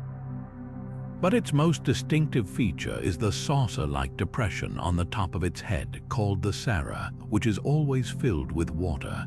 This dish is the literal source of the kappa's life force and its supernatural strength. If the water spills, the creature becomes utterly weakened and may even die. This peculiar anatomy is the key to both understanding the kappa and defeating it, a built-in vulnerability that turns every encounter into a potential puzzle. The behavior of the kappa is just as contradictory as its appearance. On one hand, it is a respected, almost scholarly figure in Japanese folklore, known for its deep knowledge of medicine and its great skill in bone setting. Some legends even tell of kappa willingly sharing this knowledge with humans in exchange for gifts or out of simple respect. They are also famously strict adherents to etiquette, possessing a deep sense of honor and a powerful commitment to reciprocity. If you bow to a kappa, its rigid sense of politeness will compel it to bow in return, inevitably spilling the water from its head dish and leaving it helpless. This flaw makes the kappa more than a monster. It makes it a lesson in the power of social customs and the importance of knowing the rules of engagement. However, this civilized veneer hides a much darker and more primal nature. The kappa is, at its core, a dangerous water demon. It is a notorious trickster that loves to challenge unsuspecting humans to games of sumo wrestling, a contest it nearly always wins due to its immense power, often pulling its opponent into the water to drown. Its most sinister aspect is its craving for a specific part of the human body, the shirikodama, a mythical ball of flesh or life force believed to reside inside the anus. Kappa are said to reach inside their drowned victims to extract this prize, leaving the corpses hollowed out. This gruesome detail was not mere horror for horror's sake. It was a critical, terrifying component of a cautionary tale aimed squarely at children. In a country with countless rivers, ponds, and irrigation canals, the risk of drowning was a constant threat to curious youngsters. A parent's straightforward warning might be forgotten, but a story about a green, turtle-like monster that would pull you under and steal your innards through your bottom. That was a lesson that stuck, ensuring that children viewed the water's edge not as a playground, but as a place of inherent danger and respect. The genius of the kappa myth lies in this perfect blend of threat and solution. The creature is not an unstoppable force. It is a problem that can be solved with knowledge and composure. The stories provide a clear, actionable strategy for survival. Remember your manners, bow deeply, and exploit the monster's own rigid code of honor to defeat it. This transforms the narrative from one of pure fear into one of empowerment. It taught children that even in a frightening situation, keeping a level head and using their wits could save their lives. Furthermore, the kappa's love for cucumbers, the only food it values more than human entrails, offered another layer of protection. It became a common practice for families to write their children's names on cucumbers and toss them into the water as an offering to appease any local kappa and ensure safe passage while swimming. This practice turned the abstract monster into a manageable part of daily life, a spirit that could be bargained with and placated, reflecting a Shinto-inspired worldview where humans and nature spirits exist in a delicate, negotiable balance. Beyond its role as a supernatural safety instructor, the kappa holds deeper cultural significance as a personification of the water itself. In agrarian Japanese society, water was the absolute source of life, essential for the rice paddies that sustain the population. But it was also a source of immense danger, capable of flooding villages without warning or dragging the unwary to their death. The kappa embodies this duality perfectly. It is a god of irrigation and fertility, and in some regions, farmers would make offerings to kappa to ensure a good water supply for their crops. Yet, it is also a vengeful spirit that drowns the careless. This reflects a profound understanding and respect for the natural world, acknowledging that the forces which give life can also take it away in an instant. The kappa is a reminder that we coexist with nature, never truly dominate it, and that respect and caution are the prices of safety and prosperity. Its enduring legend is a testament to the power of folklore to encode vital survival lessons within a story that is at once terrifying, strange, and unforgettable. But the mournful cry of the banshee is more than just a harbinger of doom. It is a sound deeply woven into the fabric of Celtic social structure and belief. To understand its origin, we must step into the world of ancient Irish families where lineage and honor were paramount. The banshee, or bean shea in Irish, meaning woman of the fairy mound, was not a random phantom but a very specific type of spirit attached to the great aristocratic families of Ireland, those whose surnames began with O or Mac. She was considered a remnant of the Tuatha De Danann, the godlike people who were said to have retreated into the otherworld within ancient burial mounds and fairy forts after being defeated by the Milesians, the ancestors of the modern Irish. In this context, the banshee was not necessarily an omen of terror but a familial spirit, a guardian who had served the family for generations and whose lament was a sign of deep personal respect for the passing of one of its members. Her grief was a recognition of the significance of the loss, a supernatural acknowledgement that a pillar of the community was about to fall. As the legend traveled beyond Ireland with the movement of people and the sharing of stories across the Celtic nations, the banshee's character and methods adapted to local sensibilities. In Scottish folklore, she became known as the Bean Nigh, or washerwoman, a more tangible and harrowing figure. She was said to be seen on the banks of remote streams, washing the blood-stained shrouds or armor of those about to die in battle. This chilling visual provided a grim specificity to the omen. In Wales, a similar spirit called the Gerach y Ribbon took on a more grotesque appearance. Rather than a beautiful or mournful woman, she was described as a hideous hag with long, unkempt hair, leathery wings, and a piercing shriek that would call out the name of the doomed person. This evolution from a dignified, grieving woman to a more active and terrifying harbinger reflects how different cultures processed the same fundamental fear of death, each adding layers of local color and horror to the archetype.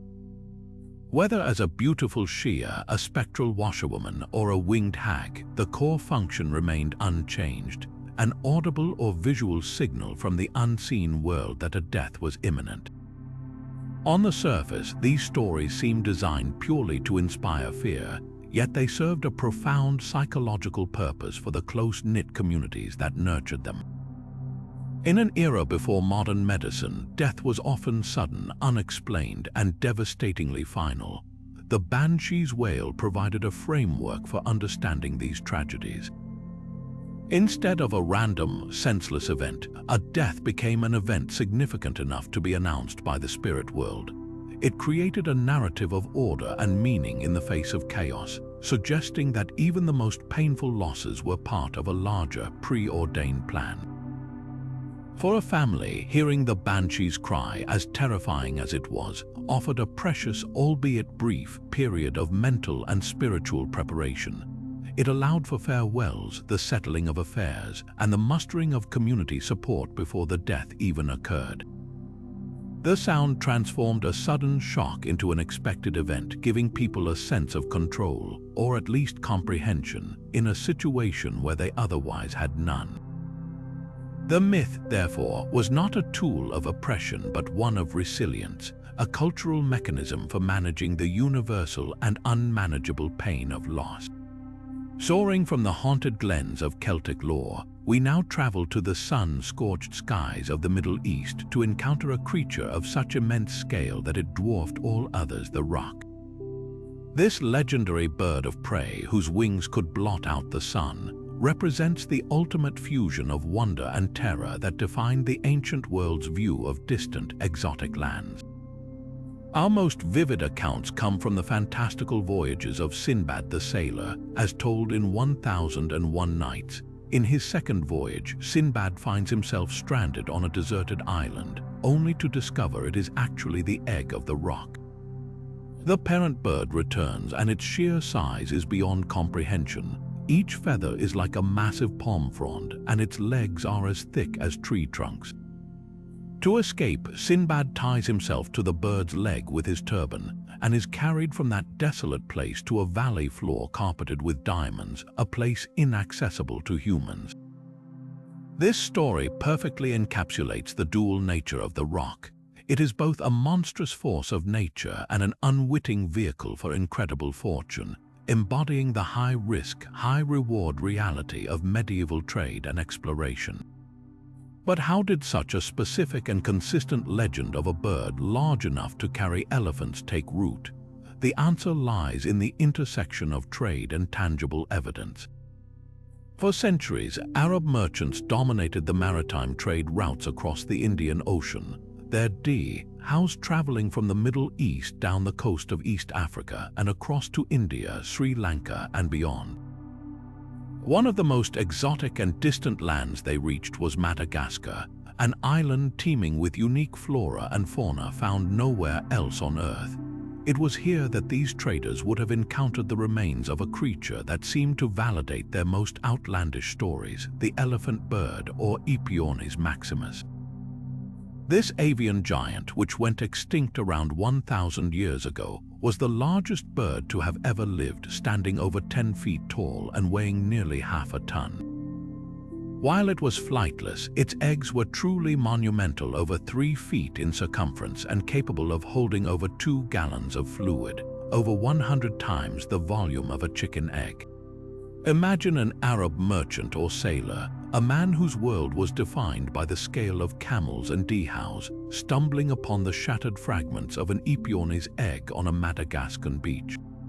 The sheer size would be staggering, utterly unlike anything from his known experience.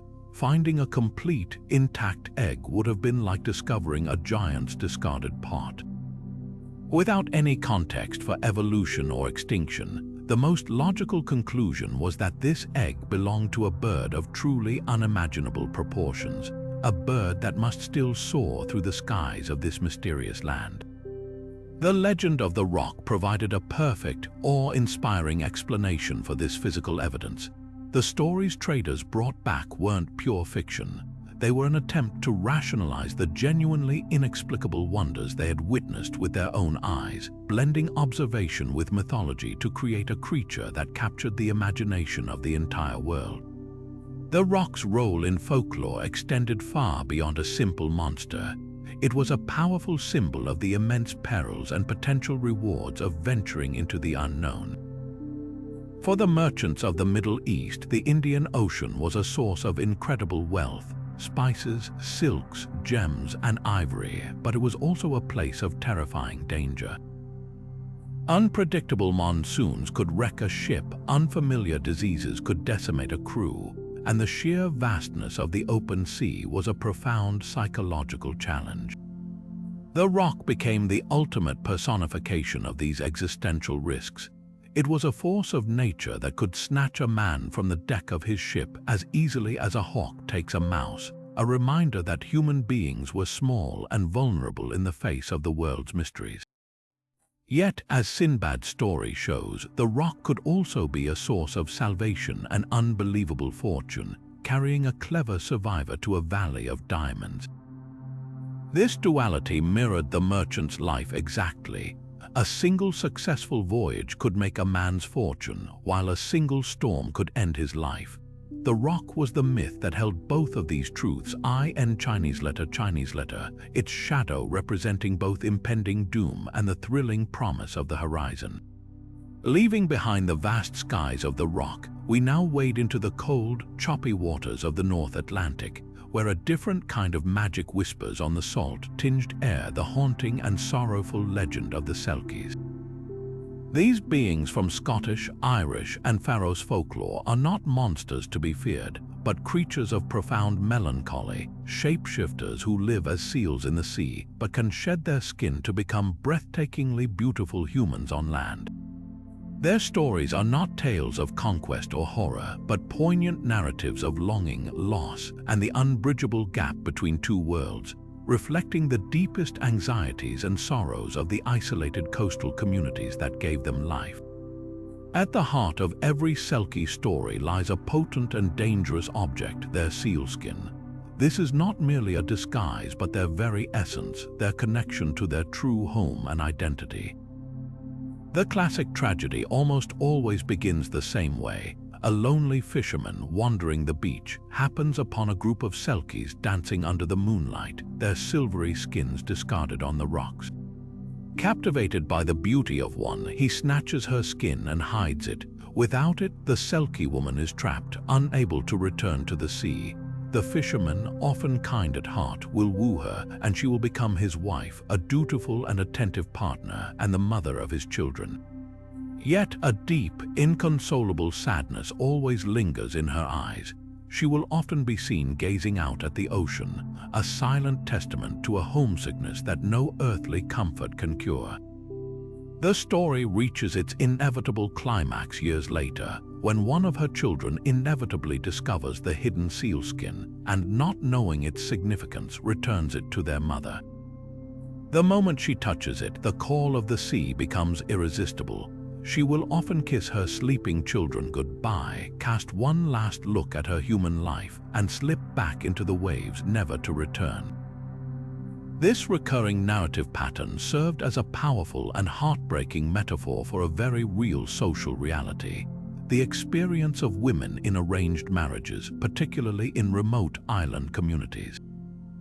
In these places, a young woman might be married off to a fisherman or crofter from another island, severing her from her own family, her childhood home, and everything she had ever known. Her new husband might be a good man, her new life might be comfortable, but a part of her soul would always yearn for the world she lost. The Selkie's stolen skin represents this lost identity and autonomy. Her captivity is not one of chains, but of social obligation and domesticity. Her profound sadness reflects the silent grief of countless women who were taken from their homes and expected to forget their former selves to build a new life. Her eventual return to the sea is not an act of cruelty, but the ultimate reclaiming of self, even at the devastating cost of leaving her children behind. This gave voice to a deep, unspoken sorrow, allowing communities to explore the complex emotional cost of their own social structures through the safety of a metaphor. Beyond the domestic sphere, the Selkie myth also speaks to a broader, more ancient theme of cultural displacement and the clash between worlds. The sea, for these communities, was a place of both sustenance and mystery, a realm that provided food but also took lives without remorse. The Selkies were the indigenous people of this mysterious realm, and their interaction with humans was often fraught with misunderstanding and tragedy. In many stories, the children born of a human and a Selkie are caught between these two worlds, never fully belonging to either. They might be exceptional swimmers or have an uncanny connection to the sea, but they are also marked by a deep sadness and alienation from the land-bound society around them. This can be interpreted as a folklore echo of the encounters between different cultures, perhaps even the Norse settlers and the native peoples of the islands, where intermarriage created children who were a blend of both worlds but masters of neither. The Selkie story becomes a timeless narrative about the pain of existing in the liminal space between two identities, a feeling that resonates with anyone who has ever felt out of place. The enduring power of the Selkie is its profound and unresolvable romantic tragedy.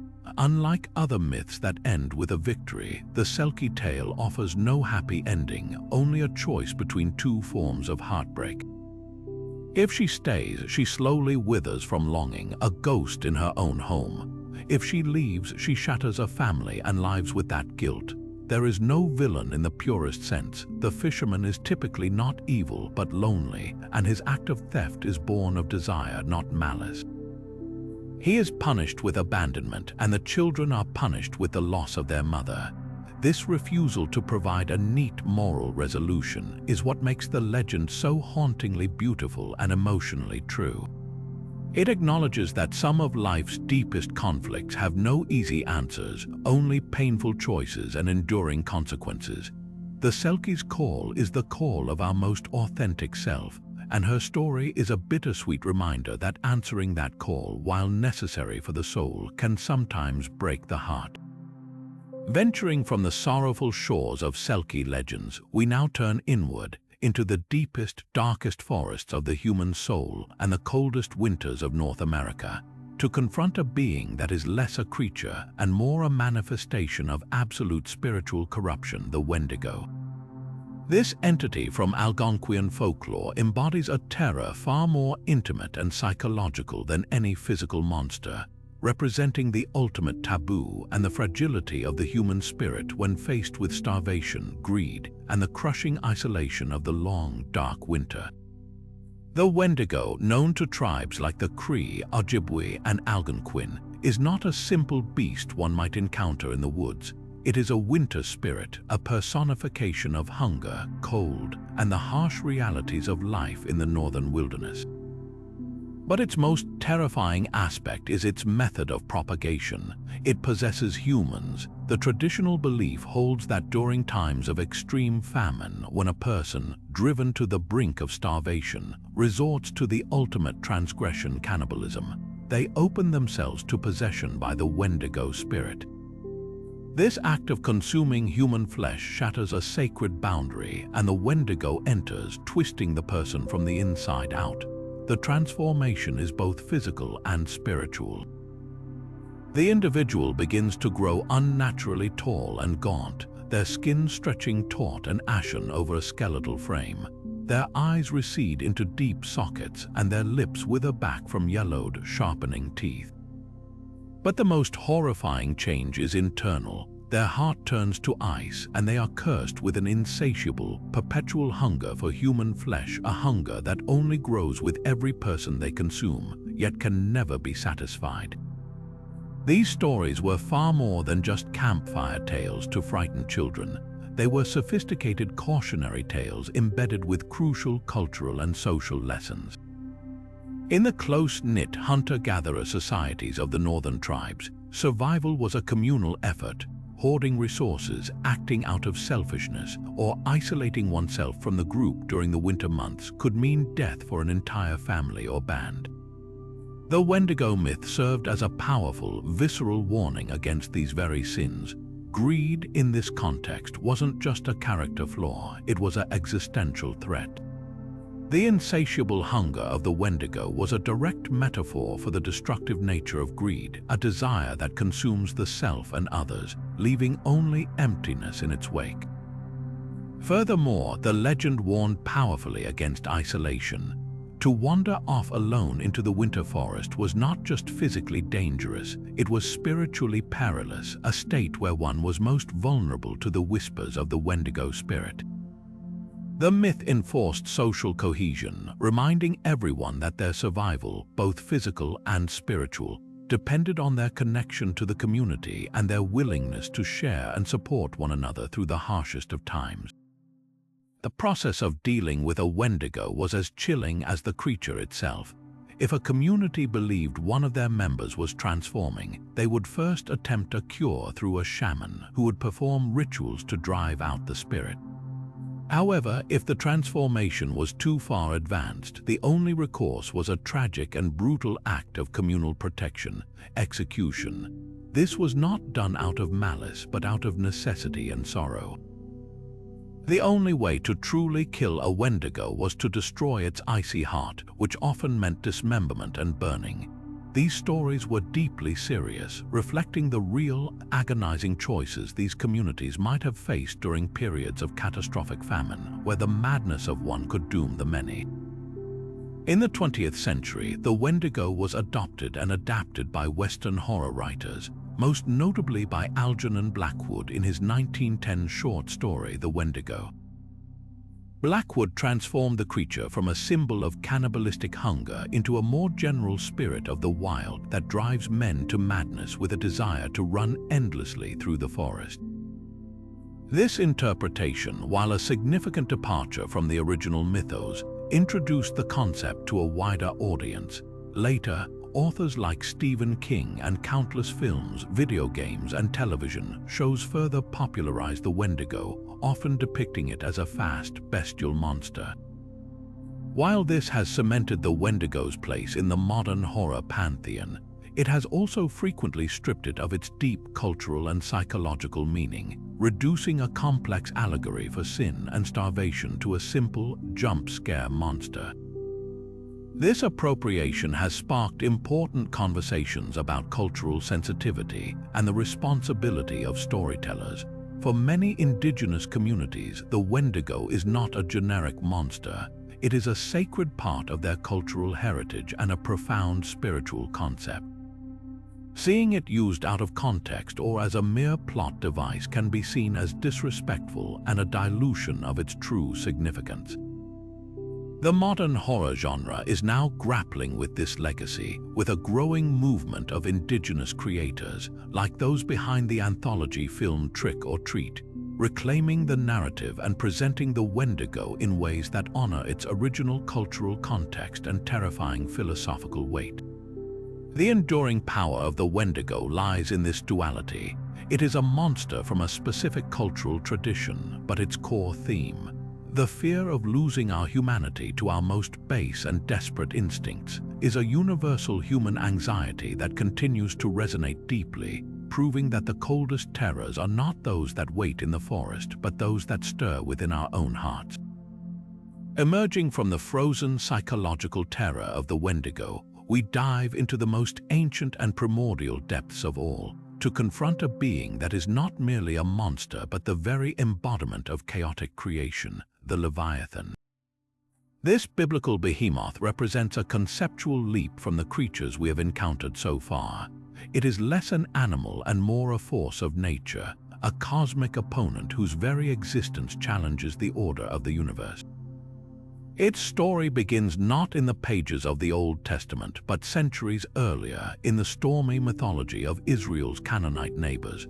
To understand the Leviathan, we must first meet its prototype, Lotan, the seven-headed sea serpent or dragon servitor of the sea god Yam in the Ugaritic texts. In the epic Baal cycle, the storm god Baal Haddu does battle with the divine sea personified as Yam, and his victory is cemented by his subsequent defeat of Yam's powerful, coiling servant Lotan. This myth, common throughout the ancient Near East, depicted the world's creation not as an act out of nothing, but as a triumphant struggle where a heroic god imposes order upon the pre-existing, personified forces of chaos, often represented as a watery, serpentine dragon. The world we know exists only because this chaotic monster was defeated and contained. When the ancient Israelite scribes composed their own creation narratives, they consciously adapted and refined this common mythological framework to express their unique monotheistic theology. In their version, there is no other god for Yahweh to battle. He alone is supreme. Therefore, the chaotic sea monsters of older myths are deliberately demoted from divine rivals to magnificent, terrifying creatures, powerful, but ultimately creations of the one true God.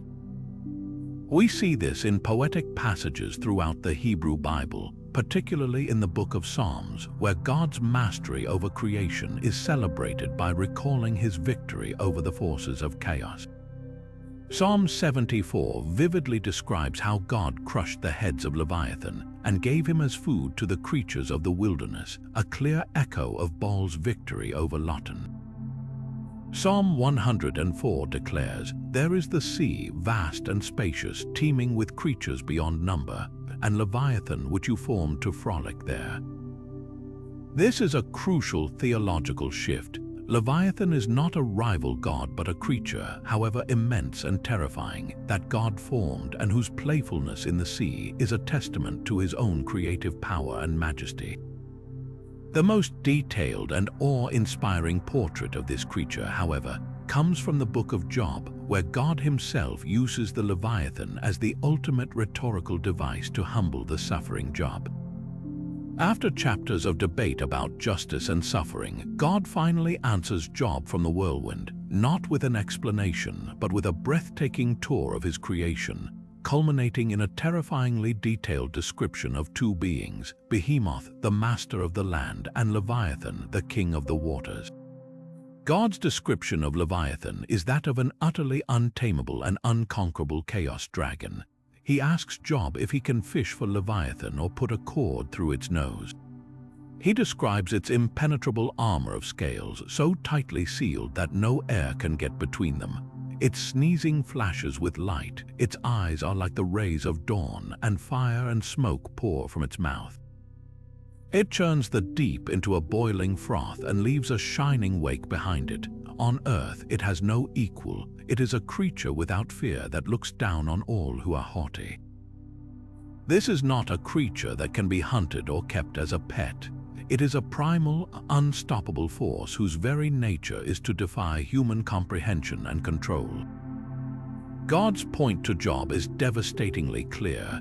If you cannot even begin to contend with this one creature that I made for my own purposes, how can you possibly hope to understand the governance of my entire moral universe? As biblical scholarship moved into the medieval period, interpretations of Leviathan splintered into two fascinating and parallel paths, the literal and the symbolic. Literal-minded scholars, grappling with the natural world as they understood it, attempted to categorize Leviathan as a real, if monstrous, animal. It was often identified as a whale, a crocodile, or even a now extinct prehistoric reptile. Its fiery breath explained away as a misinterpretation of a whale's spout catching the sunlight or the fiery breath of a bombardier beetle mistakenly attributed to a larger beast. These attempts aim to fit the biblical account within an emerging framework of natural history. Simultaneously, and far more profoundly, theologians and mystics developed a rich symbolic interpretation.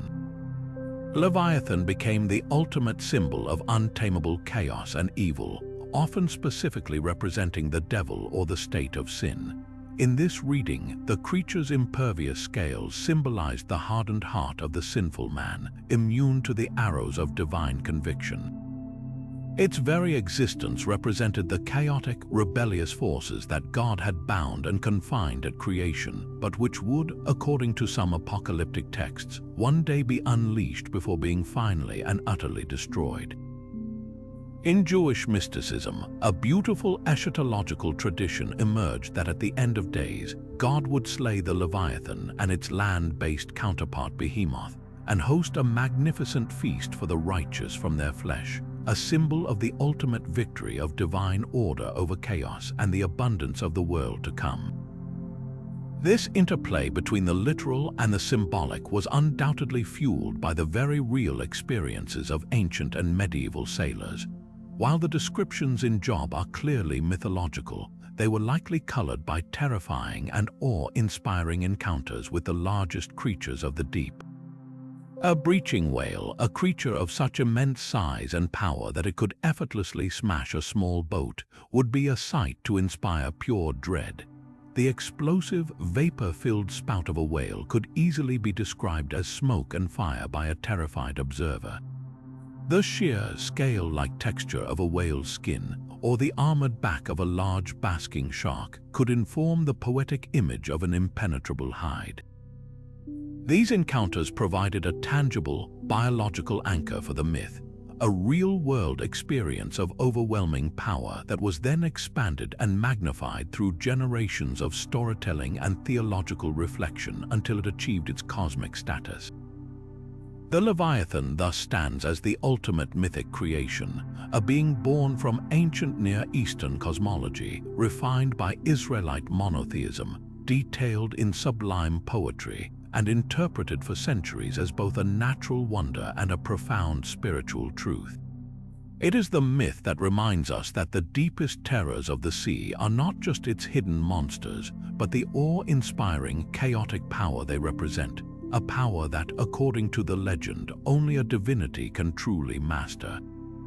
Soaring from the cosmic depths of the Leviathan, we ascend into the brilliant, life-giving rays of the sun to meet a creature that is not a monster of chaos, but a divine king and a vanquisher of evil, the magnificent Garuda.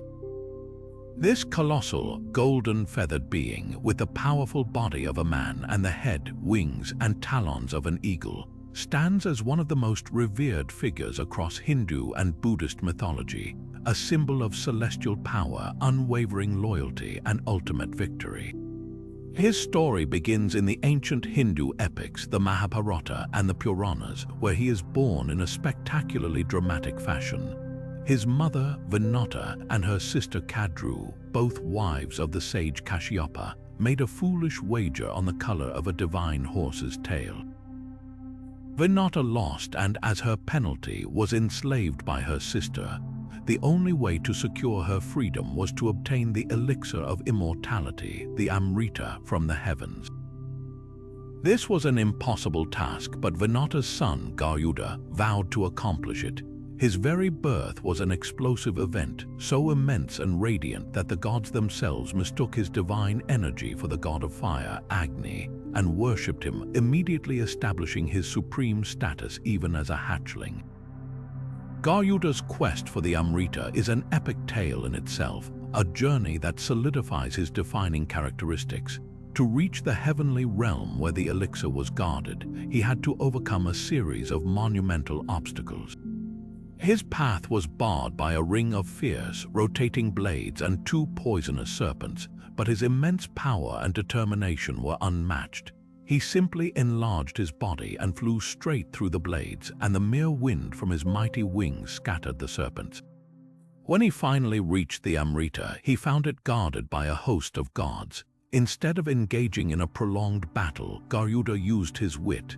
He created a diversion, and while the gods were distracted, he seized the pot of nectar and soared back toward Earth.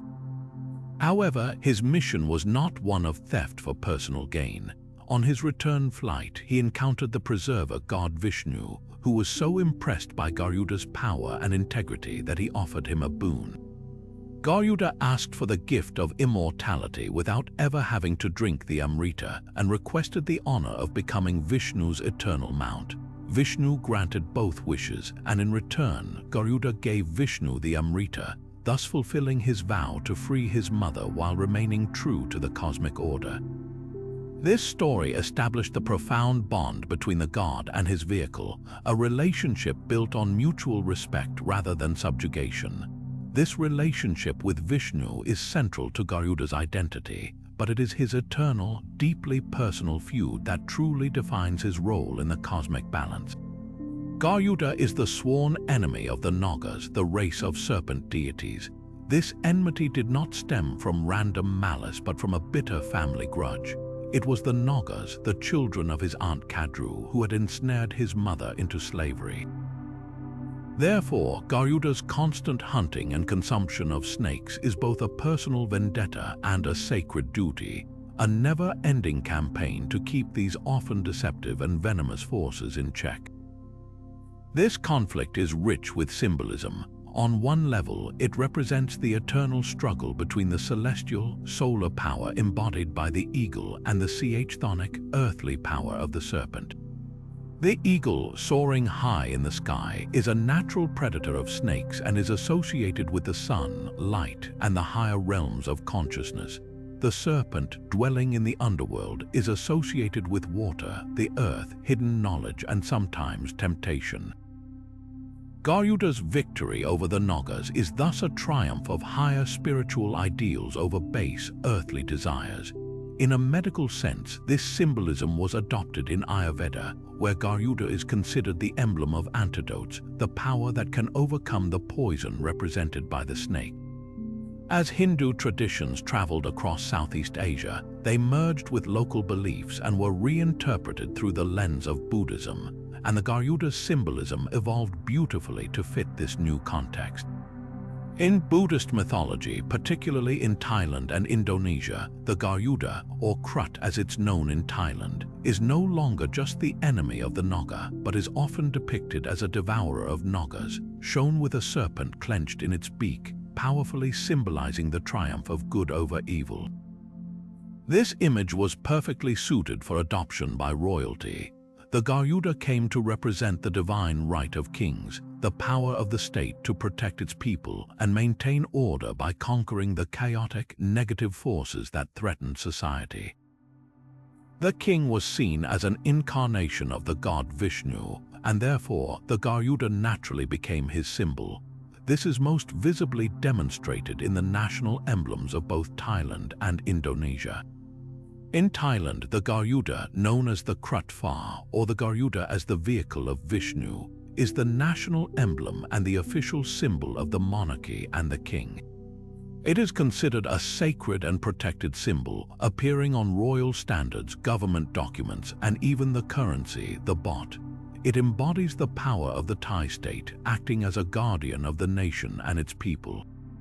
Similarly, in Indonesia, the Garuda Pancasila is the national emblem, a golden Garuda that grips a scroll inscribed with the national motto, Bhinneka Tunggal Ika, unity in diversity. Each of its feathers is meticulously counted to represent significant dates in Indonesia's struggle for independence. Here, the Garuda symbolizes the strength and power of the Indonesian state, its wings outstretched in a gesture of protection and dynamic progress, while its clawed feet remain firmly planted, representing stability. The Garuda's journey from a divine character in ancient Sanskrit texts to a modern national symbol is a powerful testament to the enduring ability of myth to provide a framework for identity, authority, and the universal human desire to see the forces of light forever triumph over the darkness. Transitioning from the cosmic battles of Garuda, we arrive at the serene and majestic presence of a creature that embodies the very opposite of chaos, the Qilin. This magnificent being from Chinese mythology is the ultimate symbol of benevolent omens, a creature of such profound virtue that its very appearance signals the arrival of a sage ruler or a golden age. Unlike the fierce dragons of the West or even the powerful Eastern Long, the Qilin is a creature of absolute peace and gentleness. Its most defining characteristic is its compassionate nature. It is said to walk with such grace that it does not even trample a single blade of grass beneath its feet, and it is so pure that it can tread on water without making a ripple. This is not a beast of conquest, but a herald of harmony, a living, breathing portent that the world is in a state of perfect balance under wise and just leadership. The physical form of the Qilin is a stunning and unique amalgamation of the most auspicious animals, each part symbolizing a different virtue. Classic descriptions portray it as having the body of a deer, covered in the scales of a dragon or fish, with a single horn, like that of a unicorn, emerging from its forehead. Its head is often dragon-like with kind eyes, and its tail might be that of an ox. Some artistic representations give it fiery flanks or show it enveloped in gentle flames, yet these are never depicted as destructive, but rather as a purifying or celestial energy. This composite design is a deliberate artistic and philosophical choice, much like the dragon, meant to represent the unity of all benevolent forces in nature. The deer symbolizes longevity and peace, the dragon represents potent celestial power, the single horn signifies purity and wisdom, and the ox tail denotes diligence and agricultural prosperity. Every aspect of its form is a layered message about the qualities of an ideal, harmonious reign.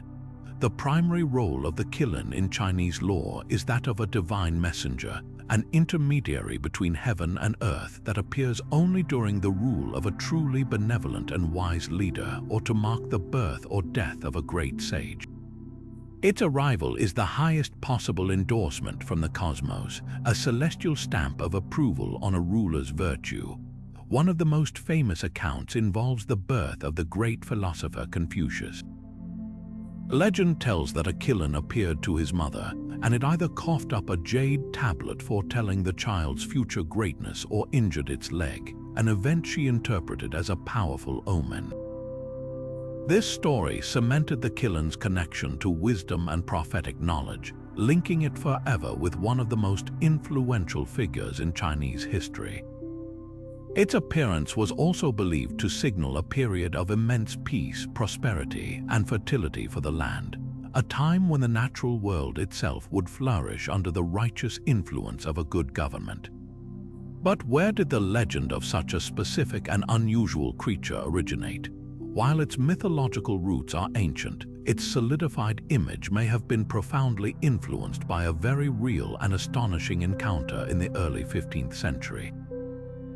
During the Ming Dynasty, the legendary Admiral Zheng, he led a massive fleet of treasure ships on 7 epic voyages across the Indian Ocean, reaching as far as the coast of East Africa.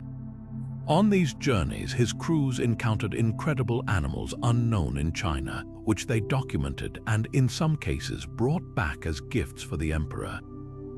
The most impactful of these was the giraffe. When Zheng He's fleet returned from Bengal and Malindi with these incredibly tall, long-necked, spotted, and gentle creatures, it caused a sensation at the imperial court. The giraffe's quiet demeanor, its peculiar horn-like ossicones, and its generally placid nature seemed to court scholars to be a perfect match for the descriptions of the mythical Qilin. The animal was presented to the Yongle emperor as the Qilin itself, a living embodiment of the heavenly favor bestowed upon his reign. This real-world discovery did not create the myth, but it powerfully reinforced it, providing a tangible, biological anchor that helped crystallize the Qilin's image in art and literature for centuries to come. This association with the giraffe highlights a key difference between Eastern and Western mythological interpretation. In Europe, the discovery of strange animals often led to them being cast as monsters or used to prove the existence of mythical beasts like dragons. In China, the encounter was interpreted through a lens of harmony and cosmic approval. The giraffe wasn't a strange beast, it was a confirmation of their existing cultural myths and the virtue of their emperor. Over time, the Qilin's symbolism expanded beyond politics into general auspiciousness. It became a powerful symbol of fertility, and its image was used to bless couples hoping for children, particularly a son who would grow to be a wise and talented scholar. In this capacity, it is often translated in the West as the Chinese unicorn, though this is a simplification that overlooks its much more complex and composite nature. The Qilin represents not just purity like the unicorn, but an entire package of blessings, good luck, longevity, prosperity, and genius. Today, the Qilin remains a vibrant and deeply positive figure in East Asian culture. Its image is ubiquitous during Lunar New Year celebrations and other festivals, bringing wishes for a peaceful and prosperous year ahead. In a beautiful example of myth adapting to modern technology, the Qilin even gave its name to Kirin, one of Japan's largest breweries, linking the creature's auspicious nature to commercial success and quality. The Qilin's enduring appeal lies in its unwavering message of hope. It is a promise that benevolence will be recognized, that wisdom will be rewarded, and that the cosmos itself will send a sign to affirm that peace and prosperity are not just human desires, but a natural state of harmony between heaven and earth. Slipping from the celestial harmony promised by the Qilin, we dive into the deep blue expanse where a different kind of allure has captivated sailors and storytellers for millennia: the mermaid. This quintessential sea spirit, with the upper body of a human and the tail of a fish, is a truly global phenomenon, a symbol of the ocean's enchanting beauty and its hidden, soul-snatching perils. Our journey to find her origins takes us back over 3,000 years to ancient Assyria and the tragic tale of the goddess Atargates. As the legend goes, Atargates was a powerful mother goddess who accidentally caused the death of her mortal lover. Overwhelmed with guilt and sorrow, she threw herself into a lake, intending to take the form of a fish. But the waters could not conceal her divine beauty. Only her lower half was transformed, leaving her with the body of a woman and the tail of a fish, creating the first mermaid. This was not a monster story, but one of deep sorrow and unintended transformation, establishing the mermaid from her very inception as a being of profound emotion, forever caught between two worlds, representing both life-giving fertility and the tragic depths of loss. This dual nature of the mermaid, as both a benevolent and a dangerous force, echoed across the ancient world, adapting to each culture's relationship with the sea. For the Greeks, she evolved into the deadly siren. In Homer's Odyssey, these creatures were not initially described as half-fish, but as bird women who lived on a flowery meadow, luring sailors to their doom with hypnotic, irresistible song. It was later artists and writers who merged the siren's lethal allure with the fish-tailed form of other traditions, creating the classic image of the mermaid perched on a rock, using her voice as a weapon against passing ships. This version emphasized the ocean's deceptive danger. The most beautiful things could hide the deadliest intentions. Meanwhile, across West Africa, the water spirit Mami Wata, often depicted as a mermaid, was revered as a goddess of healing, wealth, and beauty, but also known for her fierce temper and for dragging those who displeased her to a glorious afterlife beneath the waves. Her legend, carried across the Atlantic during the transatlantic slave trade, powerfully influenced New World myths, evolving into figures like Lascian in Haitian Vodou, who claims those she calls to her watery kingdom. This global pattern reveals a universal maritime truth. The sea gives sustenance and life, but it can take everything away in an instant, and the mermaid became the perfect personified expression of that terrifying duality. But what were sailors actually seeing out on those long, lonely voyages that solidified these beliefs? The answer lies not in mythology, but in marine biology, with a group of creatures known as cyanea, manatees, and dugongs. Imagine a weary sailor, months at sea, sun-scorched and likely dehydrated, catching a glimpse of a large, grayish-brown creature rising near the ship. A female manatee, which has pectoral mammary glands that can resemble human breasts, might be seen cradling her calf in a way that looks eerily human. From a distance, the rounded back and the flick of a notched tail fluke could be misinterpreted as a woman's torso and a fish's tail. When these docile creatures raise their heads out of the water to graze on seagrass, their vaguely humanoid faces with whiskered snouts might complete the illusion for a desperate, lonely man longing for a reminder of home. The famous explorer Christopher Columbus himself recorded a sighting in 1493 near Hispaniola, noting that the three mermaids he saw were not as pretty as they are depicted, for somehow in the face they look like men. This candid admission is one of history's most compelling pieces of evidence for the manatee theory, a first-hand account from a respected navigator who essentially said he saw something that looked almost like a mermaid but wasn't quite right. Beyond mere misidentification, the mermaid myth served a crucial psychological purpose for sailors facing the immense, unpredictable power of the ocean. Life at sea in the Age of Sail was a constant dance with death. Storms could appear from nowhere, navigational errors could lead to starvation, and diseases like scurvy could decimate a crew. In this world of immense vulnerability, the mermaid became a powerful archetype. She represented the ultimate unattainable desire and the peril of succumbing to temptation. Her beauty symbolized the siren call of the unknown and the dangerous allure of abandoning one's duty for a dream.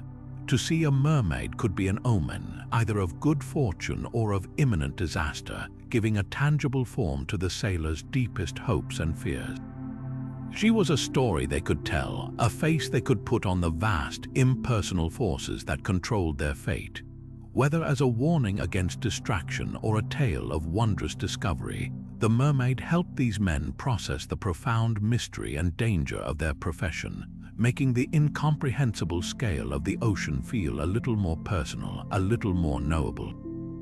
This fascination did not fade with the age of exploration. It was supercharged by it. The golden age of sail coincided with a boom in printed literature, and tales of mermaid sightings became a staple of travelogues and sailors' logs. Showmen capitalized on this fervor with infamous Fiji mermaids, gruesome curiosities created by stitching the upper body of a monkey to the tail of a fish, which were then presented as genuine specimens to a gullible and enthralled public. These hoaxes, toured by figures like P.T. Barnum, blurred the line between myth and supposed reality, feeding the public's hunger for proof of the world's wonders. This enduring appeal is a testament to the mermaid's role as more than just a sailor's tall tale. She is a timeless symbol of the boundary between the known world and the unknown, the human and the animal, the safe shore and the treacherous deep. She embodies our longing for what lies just beyond our reach and serves as an eternal reminder that the greatest wonders and dangers are often one and the same, hidden just beneath the surface of the waves. From the life-affirming purity of the Killen and the ocean's enchanting call of the mermaid, we now descend into the realm of the night to confront a being that embodies our most intimate and existential terror, the vampire. This aristocratic fiend of the night, with its insatiable thirst for blood, is a global icon, but its origins are far older and more visceral than the Gothic novels that made it famous. Our journey into its crypt begins not in Transylvania, but in the dust and demons of ancient Mesopotamia. Here, among the world's oldest known myths, we find the Lilitu, a category of night-dwelling demons later personified as the figure of Lilith in Hebrew texts. These were not reanimated corpses, but malicious spirits, beautiful, seductive, and utterly deadly. They were said to stalk the night, preying upon pregnant women and infants, and were believed to sustain their own unnatural existence by drinking the blood of men as they slept. This established the core vampire archetype millennia before the word itself existed, a predatory, supernatural being that steals life essence under the cover of darkness. As these ancient ideas drifted and evolved across cultures, they found particularly fertile ground in the harsh, superstitious landscape of Eastern Europe, especially within Slavic folklore. It was here that the vampire, or Upir as it was known, truly took on the form we would recognize not a spirit but a reanimated corpse. The Slavic conception was born from a deep-seated fear of the improper burial and the unclean dead. A person who died a sudden or violent death, who committed suicide, was excommunicated, or was a known sinner, was at high risk of returning. The belief was that the soul could not find peace, and the body would rise from the grave to visit sickness and death upon its own family and village. This wasn't a glamorous count in a castle. It was a bloated, ruddy-faced peasant corpse, often described as having long, claw-like nails and a mouth stained with the blood of its recent feeding. It was a grotesque, familial terror, a perversion of the natural order that turned loved ones into predators. The physical characteristics of this folkloric vampire were not arbitrary. They align hauntingly with the symptoms of a very real and devastating disease that swept through these same communities for centuries, tuberculosis, then known as consumption. The progression of this illness reads like a checklist for creating a vampire. Victims would suffer from severe anemia, rendering their skin deathly pale. They would become extremely sensitive to light, their eyes painfully intolerant of the sun, forcing them to remain indoors or shroud their windows. The most telltale symptom was the hacking cough that brought up blood, staining their lips and clothing. It appeared as if they had been feeding. The disease was also notoriously contagious, often wiping out entire families one by one. To a pre-scientific community, this pattern was unmistakable. the first person to die from the sickness had clearly returned from the grave to slowly drain the life from their relatives, visiting a lingering, bloody death upon their own household. The pale, gaunt, and blood-coughing appearance of the consumptive became the blueprint for the vampire's victim and the vampire itself. This pervasive fear of the returning dead led to the development of some of history's most macabre and practical burial practices, a form of folk forensics aimed at protecting the living. When a suspected vampire died, the community would not take any chances. Graves were frequently reopened weeks or months after burial to examine the corpse. In an era before modern embalming, natural decomposition could be wildly misinterpreted. A body might bloat from gases, forcing blood to seep from the mouth, making it look well-fed. The skin would shrink back, making hair and nails appear to have grown. Witnessing this, the villagers believed they had found proof. To prevent the vampire from rising, they employed a gruesome toolkit. A wooden stake through the heart was not just a weapon, it was a pin anchoring the body to the earth. Large stones might be placed over the corpse's mouth to prevent it from feeding. The body might be turned face down so it would only dig deeper into the earth if it tried to claw its way out. In the most extreme cases, the corpse would be decapitated and the head placed between its legs, or the body would be entirely cremated. These rituals were not acts of horror, but acts of community defense, a desperate attempt to impose order on the chaotic and terrifying mystery of disease and death. They reveal a profound and universal human need to find a cause and a solution for the suffering that visited their doors, giving a name and a face to an invisible plague long before the germ theory of disease could offer a true explanation. And so our journey through the origins of 25 mythical creatures brings us to a profound realization about ourselves. These stories, from the fiery rebirth of the Phoenix to the melancholic longing of the Selkie, are far more than simple fables. They form a shared human tapestry, a universal language of the imagination that every culture has used to make sense of a vast and often frightening world. Whether facing the unexplored depths of the ocean, the terrifying darkness of a forest, or the mystery of death itself, humanity has consistently turned to storytelling. We personify our deepest fears and highest hopes, giving them form in creatures that serve as both warnings and guides, helping us navigate the complexities of existence and imprinting vital survival lessons onto our collective consciousness. What makes this exploration so thrilling is discovering how often these flights of fancy are grounded in tangible reality. Time and again, we've seen that a myth is rarely just a myth. The legend of the Cyclops was a plausible explanation for a dwarf elephant skull. The terrifying Kraken grew from the very real giant squid. The unicorn's alicorn was for centuries the tusk of a narwhal. These weren't deliberate deceptions, but the best conclusions our ancestors could draw from the evidence before them. Archaeology and history constantly provide these surprising origins, revealing that our ancient storytelling was often an attempt at early science, our effort to categorize, explain, and understand the natural world with the tools and knowledge available at the time. These creatures are cultural artifacts born from misunderstood fossils, encounters with unfamiliar animals, historical events of oppression, and the very human need to find meaning in the unexplainable. This journey reminds us that our world is still full of wonder, and that the line between the known and the unknown is always shifting.